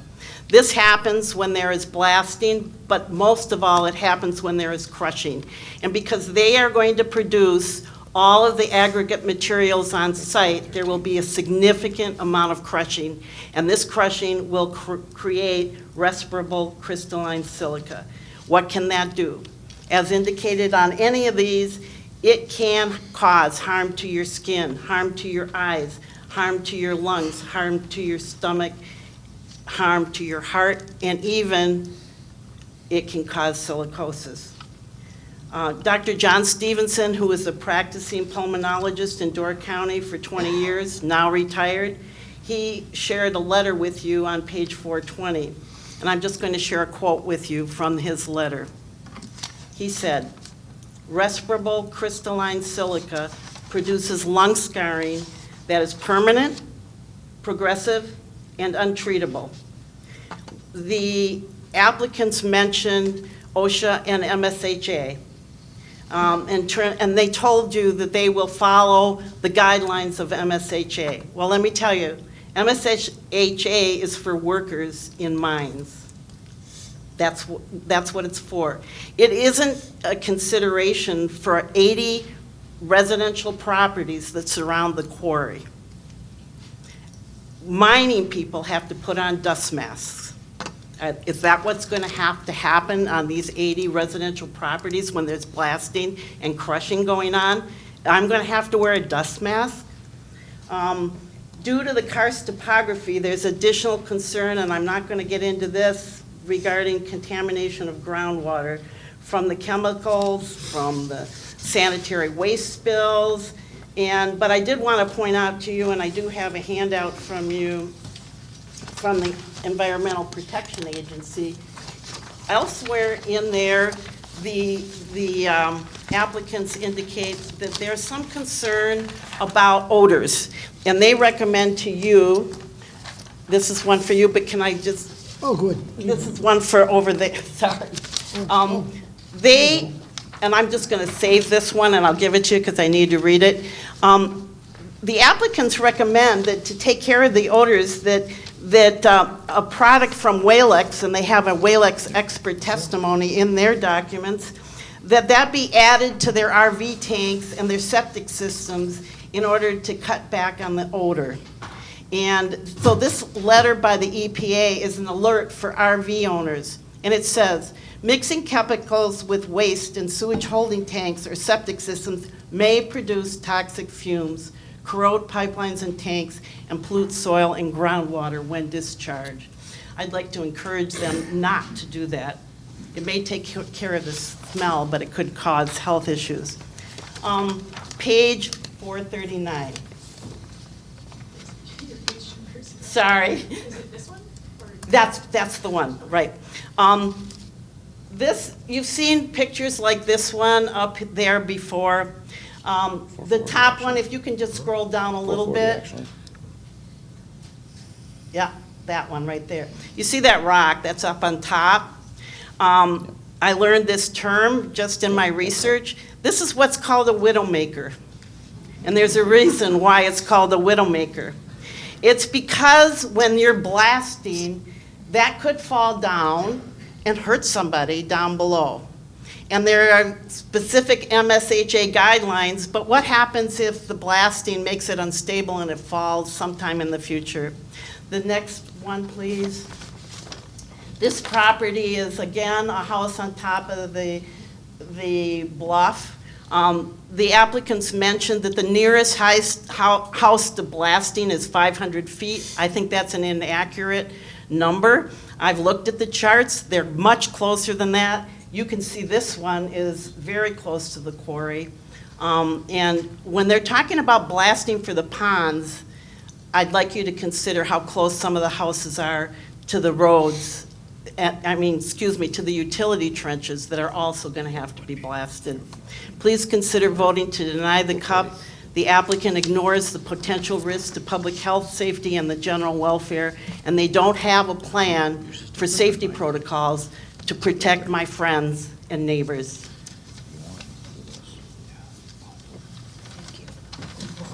Questions? Oh, any questions? No, nope, thank you. We've just got 12 minutes left for the last 2 minutes.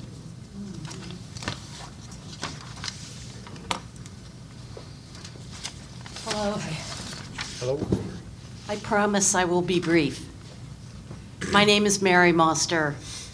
I live at 6427 Whitefish Bay Road in Sevastopol. My husband and I bought property overlooking the quarry in 1997, and we built a house there in 1999 where I live year-round. Briefly, I'm going to address number 18 in the application, page 444 or 445 if we're, that's it. 444, that's good, thank you. I'd like to step back just a moment and speak about the historic significance of the Leathem Smith Quarry site, both in terms of economics and ecology. As you probably know, the site played a crucial role in the history of the county, particularly in terms of the area's rich maritime history. In the beginning of the 20th century, stone was Door County's biggest export, as limestone was in high demand to build harbors, piers, and breakwaters in growing coastal towns around Lake Michigan. Quarries here employed thousands, with Leathem Smith the largest operation in the county. As you've heard a lot of tonight, the Leathem Smith site is also where the Niagara Escarpment, which is a geologic wonder that attracts scientists and laymen alike, is uniquely revealed both in the site's cliffs, which is I think how the applicants describe the escarpment, but the escarpment, as Roger has said, includes the karst topography of the bedrock, so it's the entire thing. As previously mentioned, the importance of this part of the escarpment is recognized by the town of Sevastopol, which cited the Leathem Smith Quarry in its 20-year plan as a land legacy location, identified by the Wisconsin DNR as ecologically significant. Perhaps surprisingly, the applicants also say they recognize, and this is a quote, the importance of keeping the quarry in its natural state, end quote, from page 371 of their application. That's confusing because they're proposing to cram 115 single-family homes, 117 concrete pads for RVs, a clubhouse, storage buildings, a mile of paved roads, and much more onto the site. They also promise in their application access to the site for those interested in experiencing the escarpment, which again is confusing because one of the key selling points of their development is that it's exclusive and it's gated, and it is a community that doesn't provide access to anyone but the owners and their guests. Door County is blessed to have such a natural wonder as the Niagara Escarpment right here in our community. And page 446, please. Other places where the escarpment is revealed have made it a centerpiece of very successful programs that attract both tourists and provide economic return.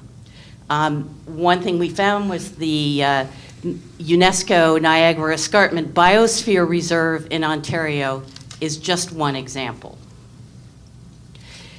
In their presentation to the Sebastopol Town Plan Commission, the applicants characterized the present quarry site as little better than a dumping ground, and they showed that again today, that will be vastly improved by their development. They also suggest that all other options have been considered and won't work for this location. We disagree. Many opportunities exist to preserve the quality of the quarry in its natural state, provide educational value, protect the environment, and generate economic return. We recognize that the quarry is in private hands, but there are other options. The proposal by the Door County Maritime Museum, for example, which is included in the challenge document, is just one example. The museum has a track record of working with property owners and town government to preserve an historic location and generate economic return in its highly successful program on Door County's Cana Island. Sebastopol has called for, in its comprehensive plan, exactly this type of ecotourism efforts. And we would urge that these more likely and publicly acceptable options be explored. Once the quarry becomes a subdivision and an RV campground, it is gone forever. Opportunities for educational outreach, ecotourism, wildlife habitats, and outdoor recreation will be lost. The Leathem Smith Quarry, we believe, could become an iconic tourist attraction in Door County. But that will never happen if it's just a partially obscured backdrop to a densely packed, gated subdivision and RV campground. For this and for the many other reasons we've talked about today, I urge you to deny this application. Thank you. Thank you. Any questions?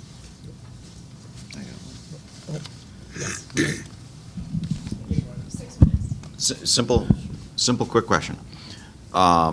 You brought it up. Yes. The rest had not brought it up yet. It's not unusual for groups that are opposed to something to suddenly to come up and say that such and such an entity is interested in doing something. Correct. How long has the Maritime Museum expressed some kind of interest in this? My knowledge is about 6 months. Okay, so within the window of time of this development interest, Correct. rumors going through and so Correct. forth. It's been available for sale for most of its life, I would presume. Nobody No. has expressed. I actually know the owner and have had personal conversations with her about the quarry. And to the best of my knowledge, I never knew that it was listed specifically for sale or been on a multiple listing somewhere. But that's my personal experience. Okay. Just you're the only one that brought it up, so you're the one that got That's stuck with the okay. question. That's all right. Thank you. That's all right. Thank you.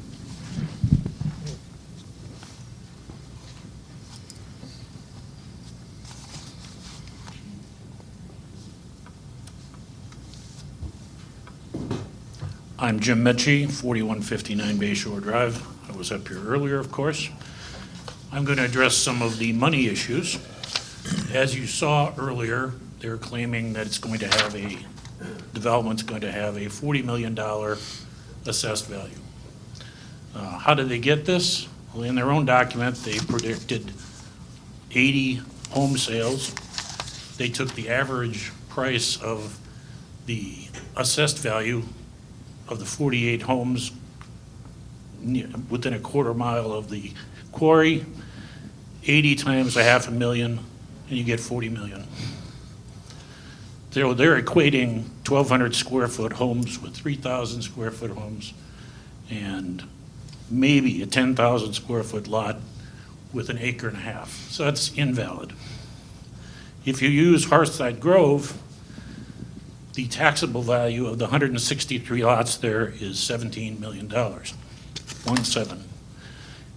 Scaling that to 115 units, that's about $2 million valuation. You heard them say that somebody told them that it's a $72 million valuation in Bear Creek Township.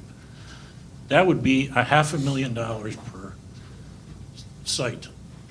And 48 of the 163 houses there are 192 square feet. 192 square feet, you're gonna get $500,000 for? Not even in San Francisco. How did they get this number? Well, I did a little arithmetic, and the total Hearthside Grove property is 163 acres, including the industrial park and other things. Can they come up with $72 million for 3 times the area? Yeah, maybe. If you do a detailed analysis, which I did, using the assessed value per square foot and the value of the acreage in the vicinity of the quarry, you may be able to get to $20 million. Next topic is financial assurance. They said in the application it's going to be a beautifully restored, reclaimed mine. Well, as we've seen, there's going to be a lot of work, sporadic house development over a period of 7 to 10 years that could well lead to a checkerboard of abandoned, blasted up land.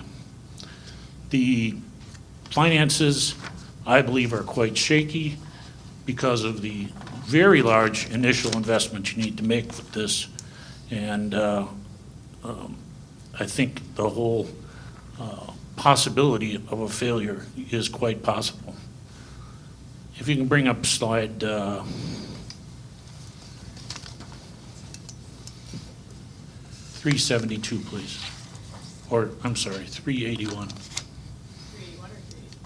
381.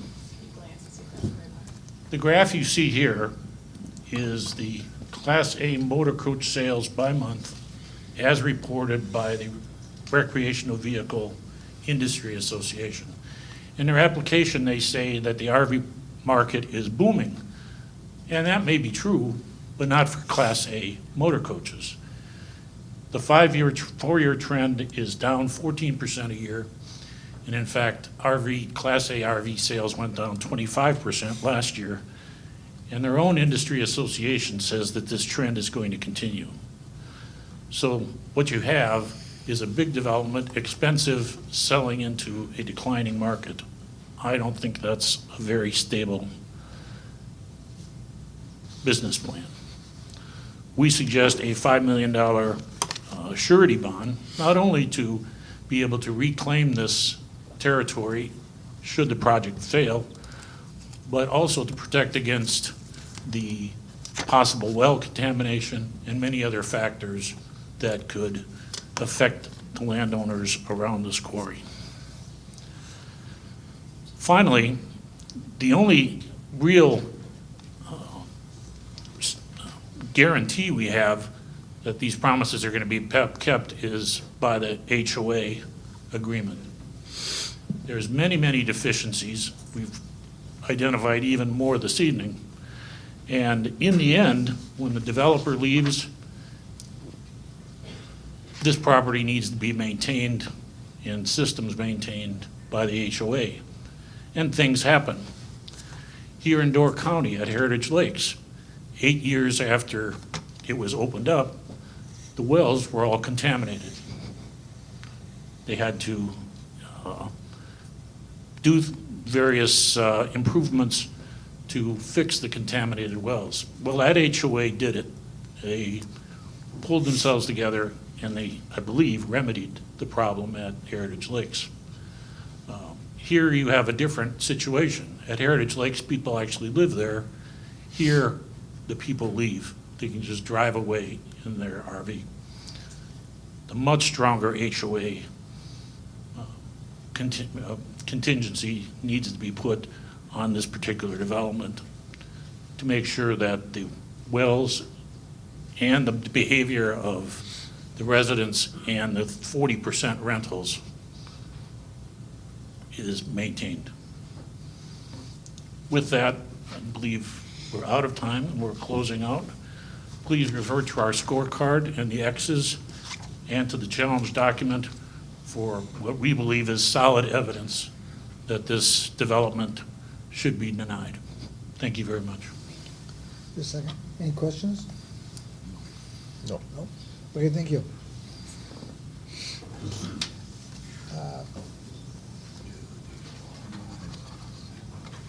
We have a list of, 10 other individuals that would like to speak. 3 minutes each. 3 minutes each. Do you want Is to? that what it is? Yeah. You want to do that now, or take a little break first, or I'm good if we want to keep going. take a break? No, keep going.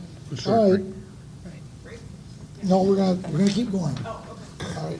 So, Mary Ann Ewig? Can't hear. Mary Ann Ewig, can you hear now? Yeah, here she comes. Can you hear now? Yes. Oh, my eyes are going bad. Seems to be I see shutting a off on haze. me. Yeah. So Mary Ann, I'll wave my arms and you've got a minute. Okay. Ready? Okay.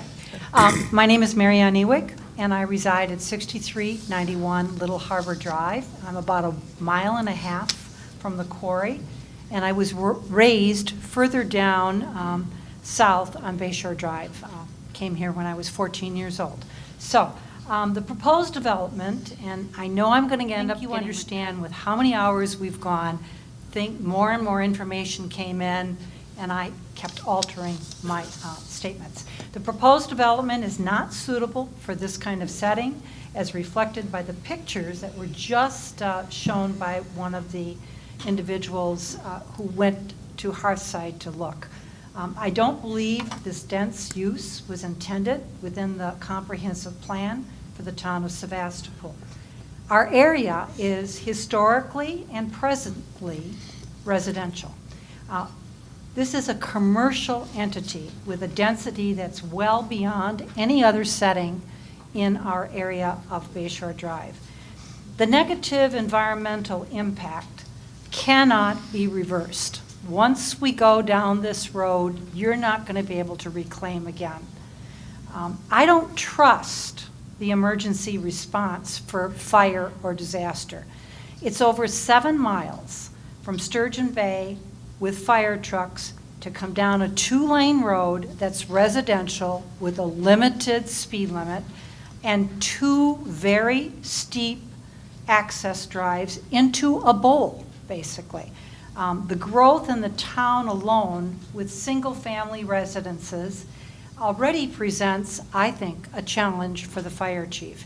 And now we're going to add 117 more structures to be looking at within a compact area. And I'm not just talking about fire response. I'm thinking about a disaster, too. What would happen with a disaster? The groundwater flow has been covered very well tonight on the karst. I just don't understand the protections. Is the entire footprint going to be somehow covered so that there is no runoff? I can't envision it, and I listened carefully this evening. Right now, if I drive by the karst area on a day right after precipitation or the snowfall we had, I can see the water dripping down below.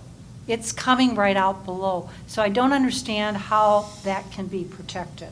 And the precipitation, we all know. In Wisconsin, 2019 was the wettest record in the history of this state.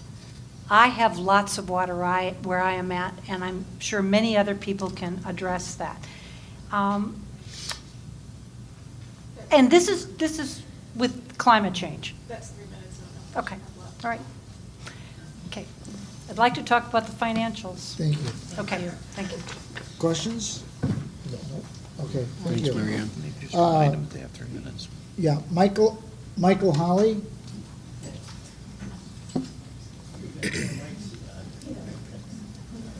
Strongly opposed to this development for reasons of public safety, potential water contamination, and all the other unknown side effects from the extensive blasting that is required.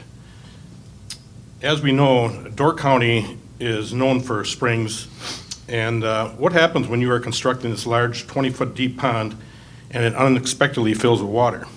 I would assume that might create some issues with the stormwater runoff. I could take you to a quarry in just off of Velp Ave in Green Bay that had similar problem where they unexpectedly filled with 65 feet of water so quick they weren't even able to get the equipment out. This kind of things can happen in this area. Over many years, this quarry property has been carved into, exposing its vulnerable cracks and crevices. As it sits right now, it is partially scabbed over. Everyone knows when you pick at scabs and infuse dirt and grime, infection sets in. This infected bloodstream is our drinking water. Once done, there are no antibiotics to cure this. I am also concerned regarding the close proximity of the proposed single-family units only being 34 feet in between. Imagine this, 117 building units, 117 motorhomes with 120 to 140 gallons of fuel, 30 to 40 mile-an-hour winds on the bluff, and an unfortunate fire. It takes 12 minutes by car driving the speed limit from downtown. Fire trucks, from the time to get response, could be 20 to 25 minutes before they're on site and arrive to a burning inferno with one exit. I am also going to comment on item 4 regarding the proposed sanitary waste disposal. The developers proposed wasteful calculations of 41.55 gallons per day per bedroom. Okay, this is based on 2 people. This, in my opinion, is somewhat weak. Let's look at our own habits with water consumption. You get up in the morning, use the bathroom, flush the toilet, 1.6 gallons. A couple cups of coffee, back to the bathroom, brush your teeth with the water running. That's a no-no. Another gallon and a half. Flush the toilet again, another 1.6 gallons, warm up the shower, and 10 minutes later, another 18 gallons. That's a total of 22.7 gallons. Your spouse and partner probably have similar habits. That's a combined total of 45.4 gallons. Okay, fact is, developed calculations are based on averages and assumptions, not peak. Fact is, Door County Code 21 has a different approach based on obtained information from our Door County sanitarian. A rate of 100 gallons per day per bedroom is what is needed to be used to calculate the peak flow data for sewage holding tanks. Based on their proposal, times 292 bedrooms would equate to 29,250 gallons. Door County Code also requires those calculations be taken times 5 to get to the final tank sizing, which is 146,000 gallons, 250. 1 point. Go ahead and finish. Go ahead and Okay. finish. The developers are proposing 12,154, okay? Times 3 is where they come up with the 40,000 gallon tank. Okay, bottom line is, even if you had 117 individual units on the site, they would require, individual tanks would require 1,250 gallons each, would equate to the same numbers that I previously gave you. In my opinion, even if approved, I would think a 2 or 3 tank system would be required to isolate individual tanks for mandatory visual inspections. In closing, we all need to ask ourselves, are there known risks? And could these potential risks cause any harm to the general public or to the environment? We are all here accountable as taxpayers of Door County. We put our faith in you fine people to make sound decisions, and I am confident you will make the right choice. Thank you for your time. Thank you. Any questions? No. No? Okay, thank you. Okay. Thank you for your time. Yep. Michael Wildenberg? We have a number of mics. Four total. Thank you. My name is Mike Wildenberg. I live at 4988 Bayshore Drive, which is about a quarter of a mile north of the quarry. I'm going to skip a lot of what I had to say because it's being kind of redundant, but I want to focus on a couple of issues.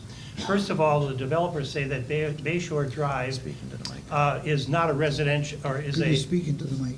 is not a residential road. It's a county highway. I'd like to take exception to that and really talk about the whole safety issue. As I said, I live on Bayshore Drive. Runners, walkers, joggers, and bike riders constantly use Bayshore Drive. Bayshore Drive has very small bike lanes, which are 2 feet wide. I've measured them in front of my house, and they're 2 feet wide. Bike riders cannot stay within this 2 feet lane. Traffic is currently a significant issue in our area and would become even a more dangerous with the RV village of owners and guests, as well as the substantial construction traffic. We talked about the ecology issues and also with the concern about the impact on groundwater. The Niagara Escarpment is the formation of this dates back to the oldest found, back to 430 million years. This rock formation is very porous. Our home is at the base of the bluff. As I said, a quarter of a mile from the quarry. My backyard, or my back of my house, is 10 feet from the bluff. I don't even have a sump pump. And I don't have a drop of water in my crawl space. And I wonder why. And the reason why is because the water runoff is fully absorbed through the porous limestone of the Niagara Escarpment. I'm also concerned about the park. The park, boat launch and summer parking in both winter and summer are heavily used. Many people enjoy fishing off the breakwall, gathering, enjoying the scenery. The park simply cannot absorb an additional influx of owners and guests that would result from the 117-unit RV village. And additionally, I'm also a boater. And when you take a look at the park, it's a safe harbor for boaters and very visible based on the natural beauty of what is the quarry. 30 seconds. Sustainability. What happens if they go bankrupt? At that time, the zoning will be complete. And we talked about the bankruptcy or potential lack of financing based upon a startup, based on startup costs. But what if they sell 20 units and then can't afford to continue to absorb the cost of that property? What happens to it? Does it, because the zoning would be complete, does it become another Jellystone or Yogi Bear campground?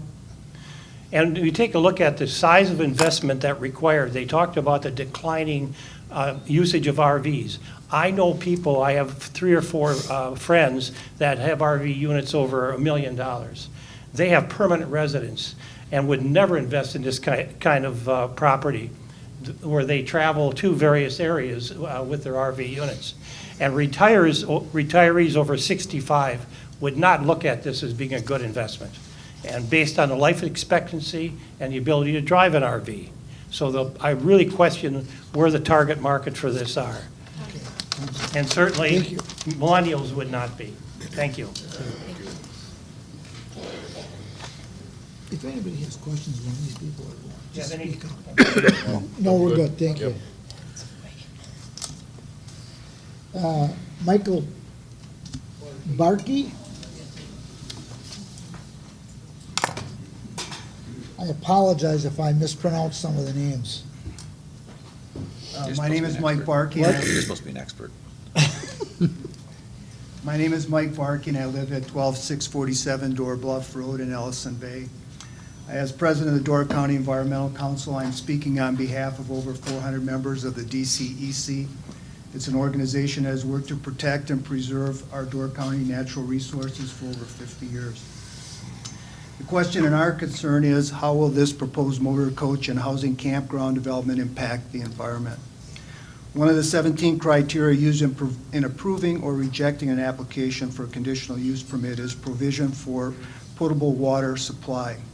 One of the high-capacity wells that is planned for the 117 sites could pull thousands of gallons of water a day from the aquifer.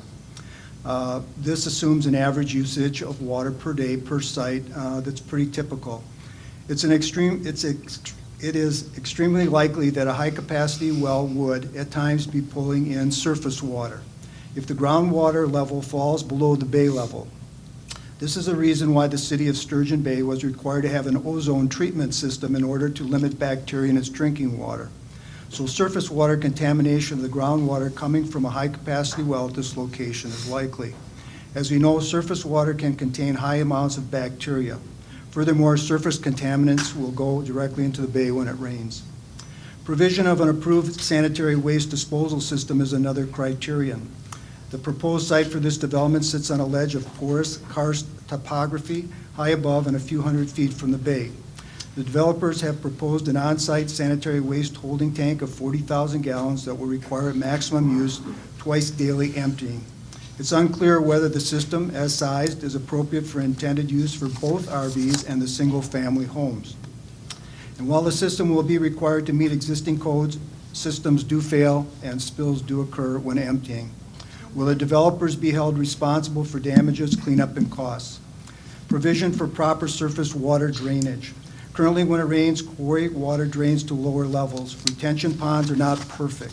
What happens to rainwater runoff contaminated with leaked motor coach oil, transmission, and coolant fluids coming off the grassy areas? It drains to lower levels into the groundwater and eventually the bay. Whether the proposed project leads to a major change in the natural character of the area through the removal of natural vegetation or altering of the topography, and whether the proposed use creates noise, odor, or dust. Not much has been said about the vegetation and animal life that exists in the quarry now and what will happen to it. We know that Niagara Escarpment supports over 45 species of birds, including falcons and bats, over 100 plant species, and nearly 24 different land snails. The developers propose covering the quarry surface with varying depths of fill dirt. Over the more than 50 acres, that's a lot of fill dirt. Where will this fill dirt come from? How will it be delivered? 30 seconds? 10 seconds? Go ahead. Thank you. Okay. Transplanted trees and shrubbery will not thrive in 12 to 18 inches of fill dirt heated by the overhead sun and heat reflected by surrounding stone walls. This is also true for the various species of birds and other animals that live in and around the quarry. We all know that when the blasting, rock crushing, fill dirt dumping, grading, road construction, trenching, and building commence, it will be years, if ever, before wildlife or native plants return to the quarry. For these reasons, the Door County Environmental Council strongly opposes the Quarry Village development. Thank you very much. Yep, thank you. Thank you. Bill Parsons.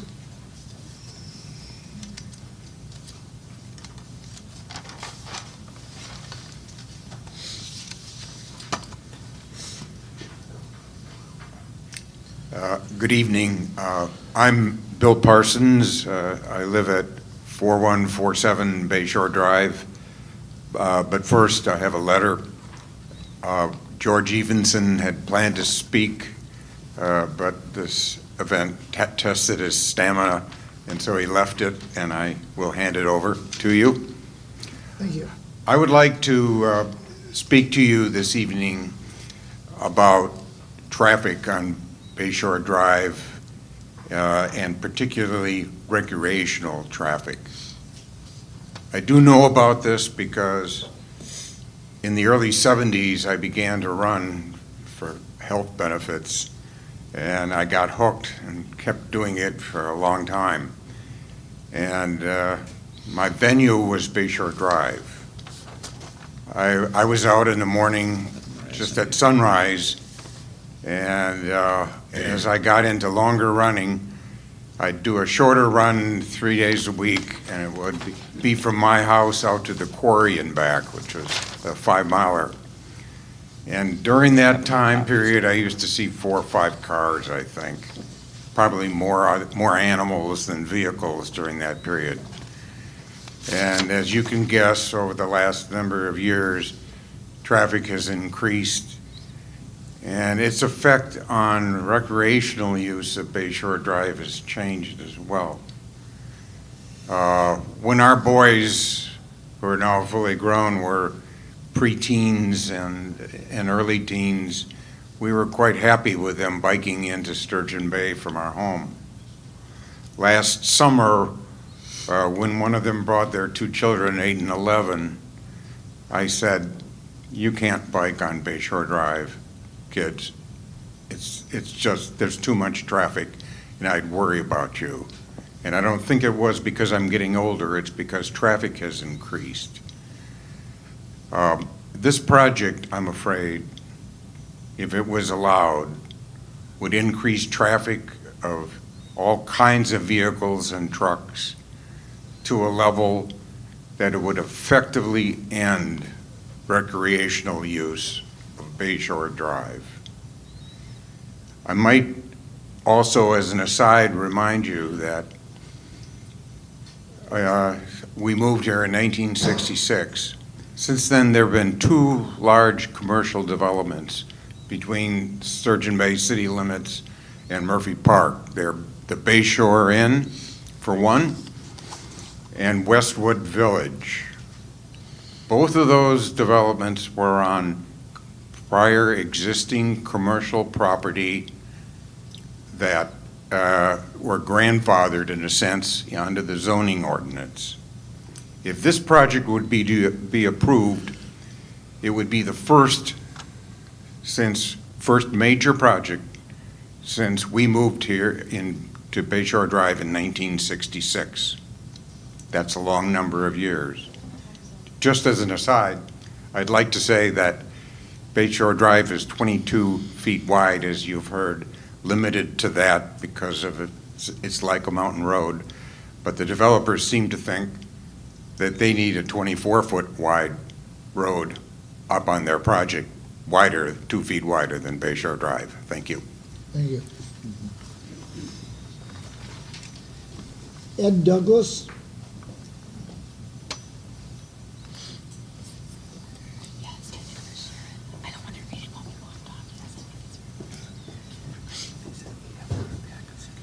Good evening, and thank you. My name is Ed Douglas, and I live at 5301 Pine Tree Road, a little less than 2 miles from the site. For many years, I worked in public health in several countries in Africa, in the Middle East, and in India. And a good part of my work was focused on ways of finding and protecting safe drinking water from wells in rural villages, both larger and smaller than this RV village. I have seen the ravages, and unfortunately I got whacked a few times myself, of the consequences of waterborne diseases, and that's what I want to focus on tonight. As Dr. Coons has so elaborately pointed out, the entire site for this proposed RV village is fractured bedrock. The cracks extend vertically and horizontally from the surface right down, he said, to the groundwater. Dr. Ken Bradbury talked about the aquifer, but I like to hit the nail on the head and say the cracks extend vertically and horizontally from the surface right down to everybody's drinking water. That communicates the point here, I think, much more effectively. And everybody includes not just the residents of the village, but we know from Dr. Bradbury's work that the water travels long distances and moves very quickly. So anything that is harmful to human health, that is dumped or spilled or applied or discharged onto this site is very likely to be washed by rain through the cracks into the bedrock and into everybody's drinking water. The proponents have said that 31.5% is impervious, which means close to 70% is pervious, which means all the human activity on the site, if it's a harmful something for human beings, is going to go through the 1 foot or 1.5 foot of soil that they're talking about. So you saw the lovely pictures of the vegetation in Petoskey. That got there because of the application of fertilizer. It also got there because of the use of herbicides to kill dandelions. You didn't see one of those. And crabgrass. It got there from spraying pesticides to kill aphids on the rose bushes or any other kind of insects that people don't want. I wonder when the hoses are disconnected from the RVs from the standpipe leading to the sewer, are they going to take the garden hose and rinse out that length of hose before putting it in the storage bin under the vehicle? And so now you've got fecal matter being poured onto the ground. And 1 foot of soil or 1.5 feet of soil is not enough to let Mother Nature work its magic to clean up that kind of pollution. Your time is up, or you It is, yes. I am astonished that the applicant doesn't have to address these potential dangers because it appears to me that none of the 17 criteria for a conditional use permit specifically asks whether the proposed use of the land could contaminate the drinking water. And I encourage you to look at that question, please. Thank you. All right, thank you. Michael Cosgrove?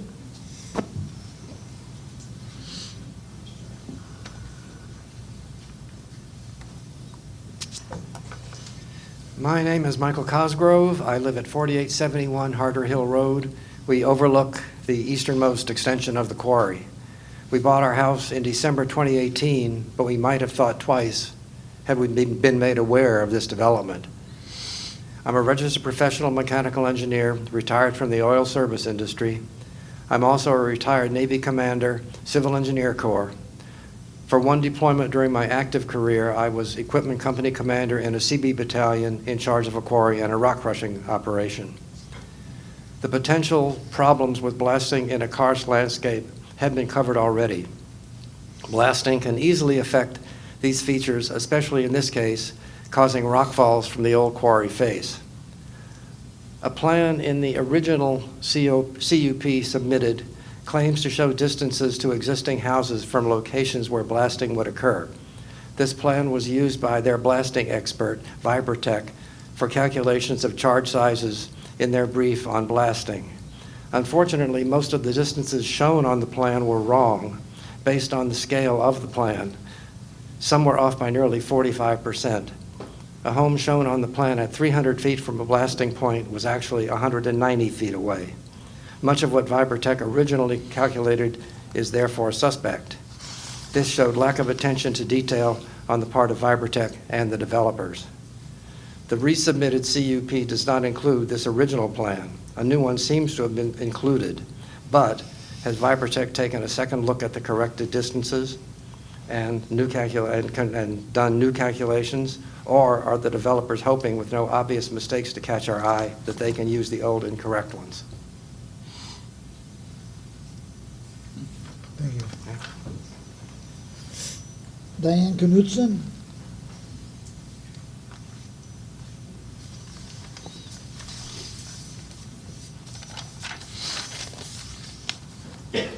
I'm Diane Knutson. I'm a native of Door County, and I've lived on Bayshore Drive at 3939 for 30 years. I've had a lot prepared to say, and have chosen not to say anything other than to echo what the Parsons said with regarding the safety of the roadway on Bayshore Drive now, my concerns over the amount of traffic that have increased. Not only have they mentioned they would not want their grandchildren to ride bikes into town, as we all did a long time ago, not that long ago actually, or the bike walking, or the people pushing strollers down the road without concerns. And now I sometimes wonder if I'm going to get across the road to my mailbox, much less hesitating on riding a bike. So please take into concern the safety factors that are involved if the traffic is increased by the development of this during the construction time and after that. Thank you. Thank you. George Evenson is not here, you said. So Robin Zaran, is that correct the way I pronounce that? You got it. Hard to pronounce. Good evening. Good evening. My name is Robin Zaran. I live at 5457 Bayshore Drive with my wife, Karen. I'm going to be short and get to the points. I spent practically all my life in investments. This type of deal will not survive even discussing it at the earliest stage. No actuarial work that has been presented, none. Any investment of that type, of $70 million, would have to have some legitimacy behind it, and instead of just talking. Now, the attorney for the county said this is a quasi meeting, not judicial totally, quasi-judicial. They are not under oath. Therefore, they say anything they want to. But they also should scrutinize what they are saying. Otherwise, it is a lot of efforts that's being made. Now, the county folks elected the officials like you based on trust and belief that you would do what is right, what they think to reflect their own opinion. Now, what do we have? We have a small group, they are interested in making few bucks to the harm of the rest. A man's information is as good as his decision. You don't have all the information to make a proper decision because they hid it from you. They're not telling you. And when you start asking questions about the rental, for instance, they start contradicting themselves. They didn't have specific plans. They made 1,200 feet into a high-end residence house, 1,200, and 6 folks could live in it. That means you have 200 square feet per individual. That's not high-end, is it? So all these contradictions should be scrutinized for us to look at. The financial issue is very important because I have experience in it. All what I heard is nothing, fiction, not a single iota of support whatsoever. Now, from Sturgeon Bay to Egg Harbor is 25 miles. Most of it are all single homes. Now, we lived in Oak Brook, Illinois. We had a summer home here. We made it permanent. We lived there for 30 years. And when you do something like this in Oak Brook, you have a specific ordinance that you have to do, including the brick. No details, nothing. Trust me. You go to the bank and tell them, trust me, give me 70 million bucks. You know what they're going to tell you? And that's really why you should not vote for a project like this, because they give you no details, no specifics, but they are asking for your support and approval of something like you're buying a fish in the sea, but you don't know what fish you're getting. Thank you. Thank you.